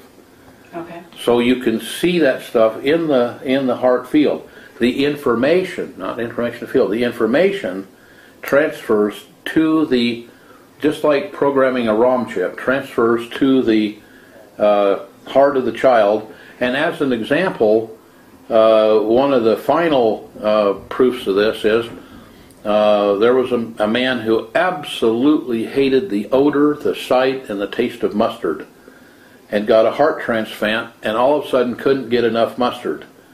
And just by happenstance, the wife of the donor somehow got word to him that her husband loved mustard, and so he had the heart that came along with it.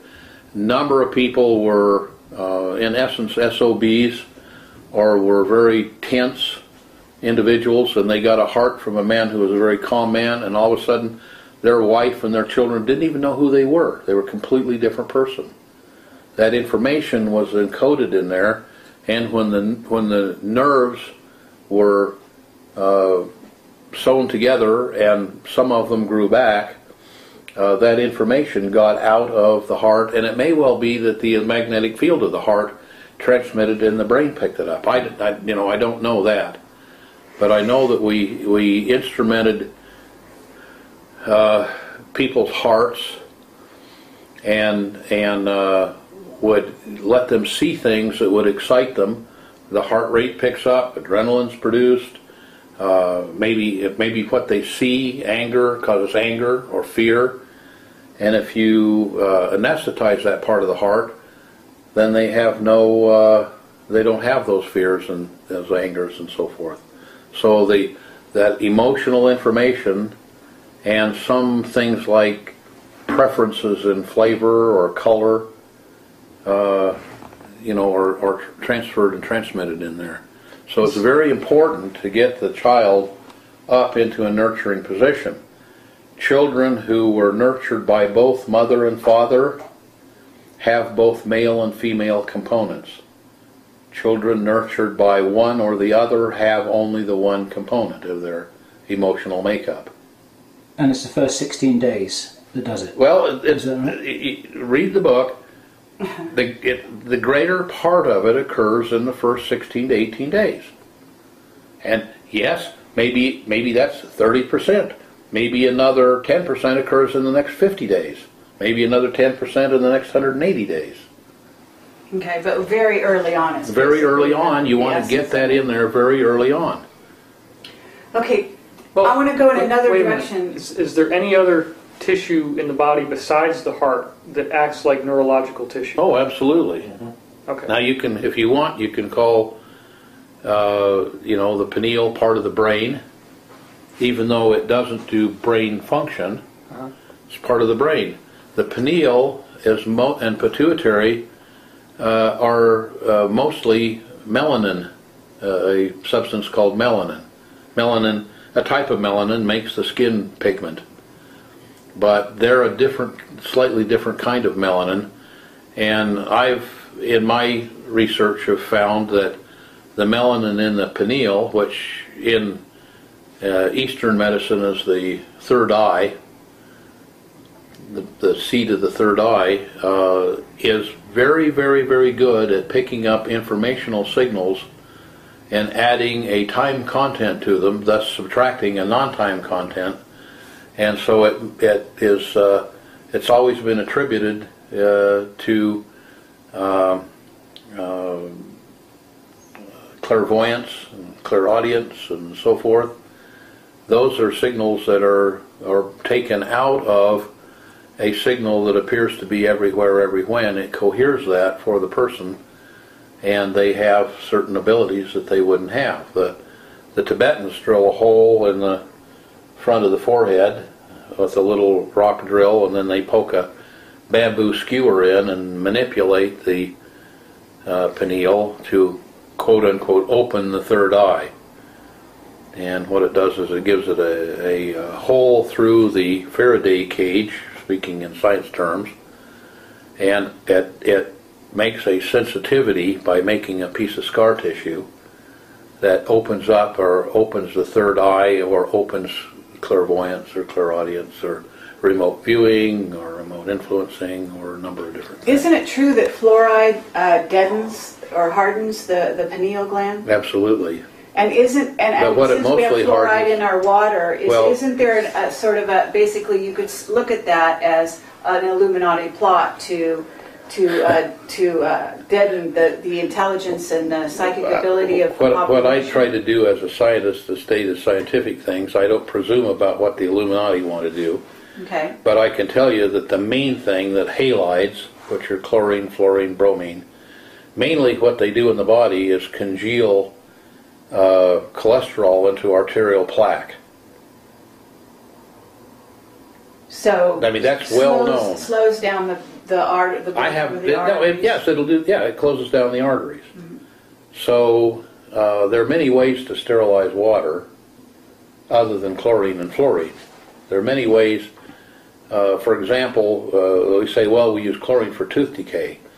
You have a whole fleet of boats up and down the west coast of the United States and the east coast of the United States that can't fish anymore because we've killed all the fish, except there are bottom feeders called, I won't tell you the name of the fish, but there are bottom feeders. That is a fish that consists of 60% of the weight of the fish is liver, and about 60% of the liver is that particular fish liver oil, which contains a compound called Activator X by Price of the Price-Pottinger Foundation of years ago fame. And he found out right after World War II that 1 drop of that, well, you can take that fish oil, which is highly fishy tasting, get it cold, the waxes and false isomers will solidify, you can filter those out, and the oil left over has very little or no taste to it. And that oil you can put in the sunlight and it won't turn rancid for hundreds of years. It should have been used in place of sperm whale oil for lubricating watches, but they didn't use it for that. And, so is it this cod liver oil? No, it's not cod liver oil. It's a different oil, but those boats could go out and bring back boatloads of this fish. It grows from Antarctica to Arctica and everywhere in between. What does that have to do with fluoride in the water? What it has to do with is that oil, 1 drop put in a slice of bread eaten daily, and you have no caries whatsoever. There's no tooth decay. It eliminates tooth decay. So, and they did this on thousands and hundreds of thousands of children in Europe after World War II. And likewise, you can guard against hardening of the arteries. Then you don't get the hardening of the arteries from the fluoride or the chloride. Now what happened was, and this is, I'll take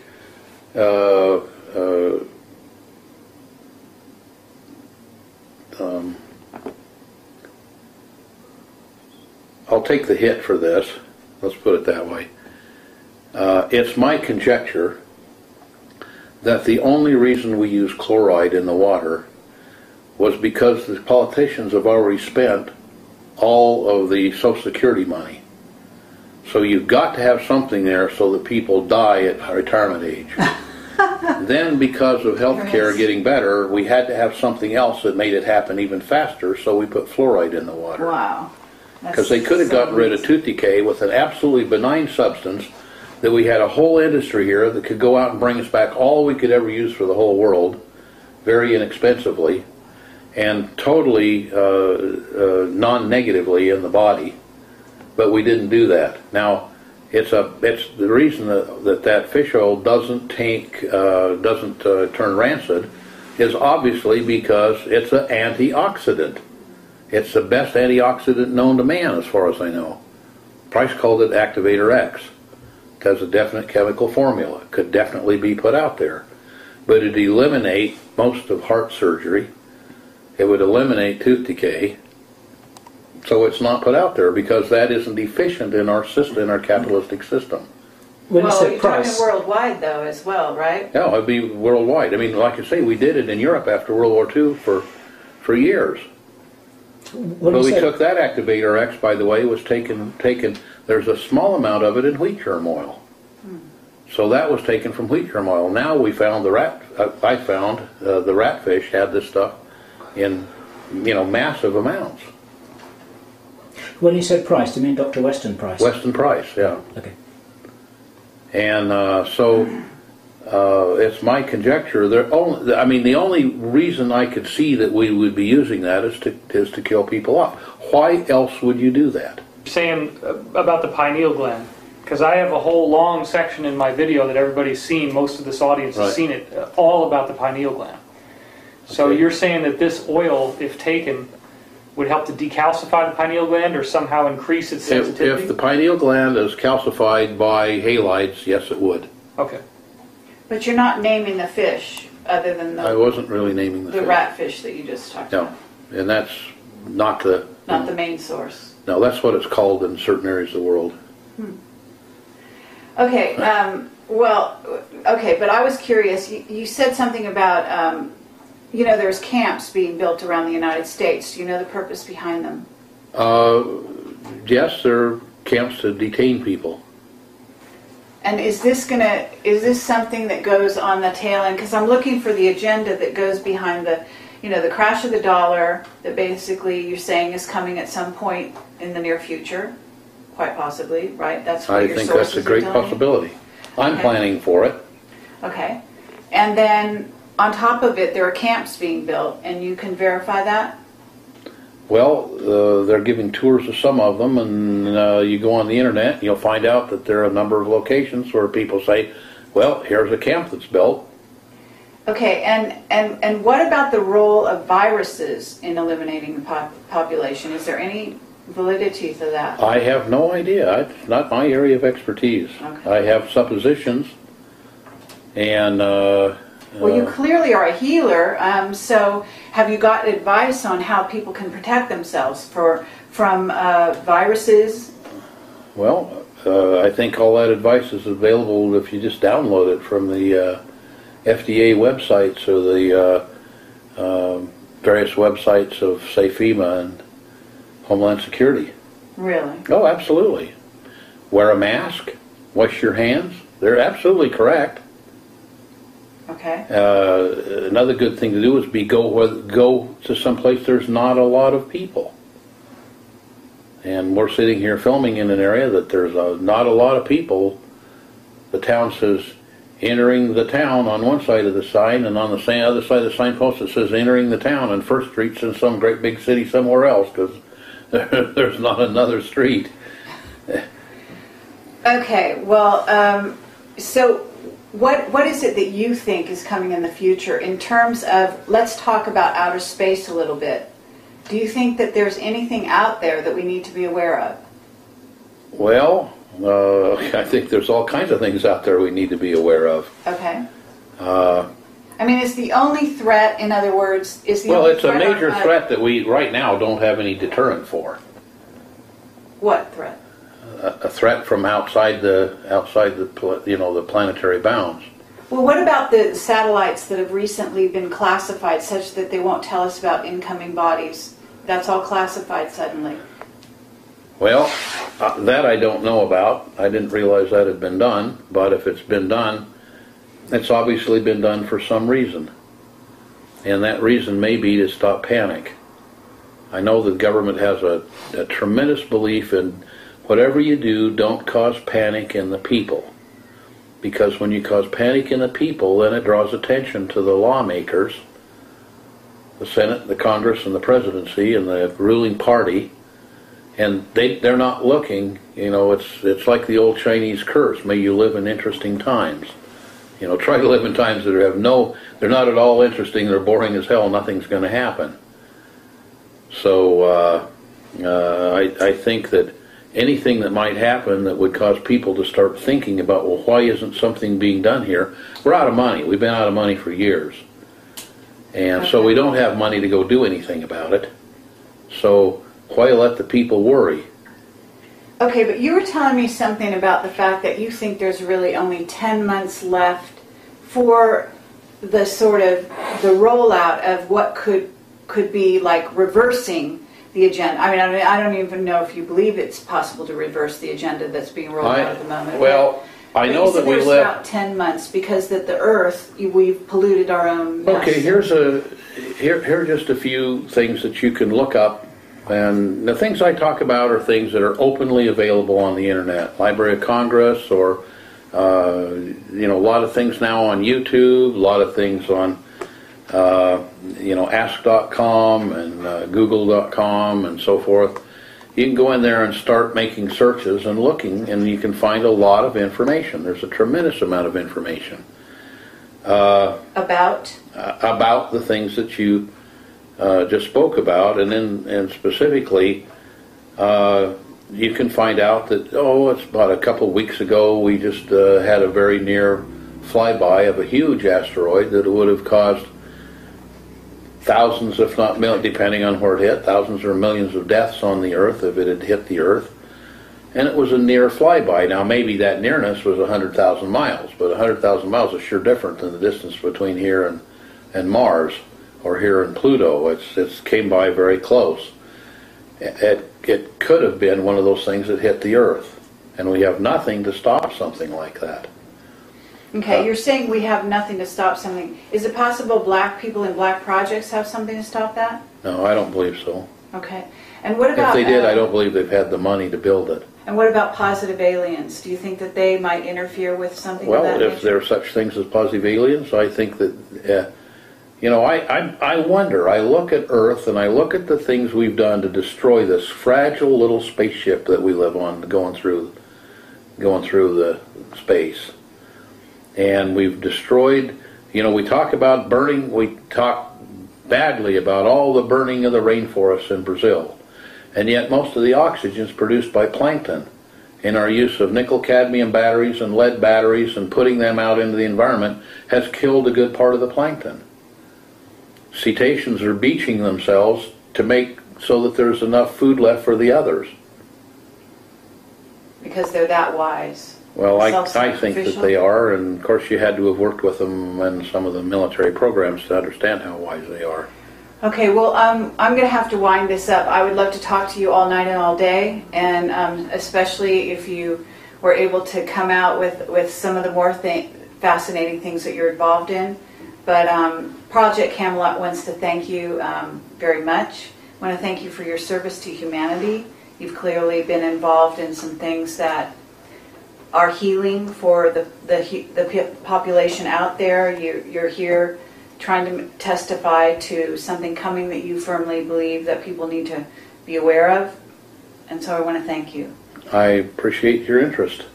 Anything that can get information out to the people, and my suggestion to the people is, because this stuff is not really hidden, it may be squirreled away somewhere, but it's there and you can go out and find the information for yourself. My suggestion is you do it. My suggestion is that you prepare yourself for an emergency, because no matter what you do in life, you're going to run into an emergency. And if you prepare yourself for it, then you stand a very good chance of surviving it, and if you don't prepare yourself for it, you stand a very good chance of not surviving it. Okay, thank you. And Pete Pitterson, I really want to thank you again. Bill, you want to say any closing words yourself? I think this is the most important interview we've ever done. Okay, and David, you got anything you want to add to that? Well, Pete, I just want to say I appreciate your courage for inviting us out here. I think that the data that you've given about the consciousness and the information field is really instrumental in my work, and I hope we can continue that discussion.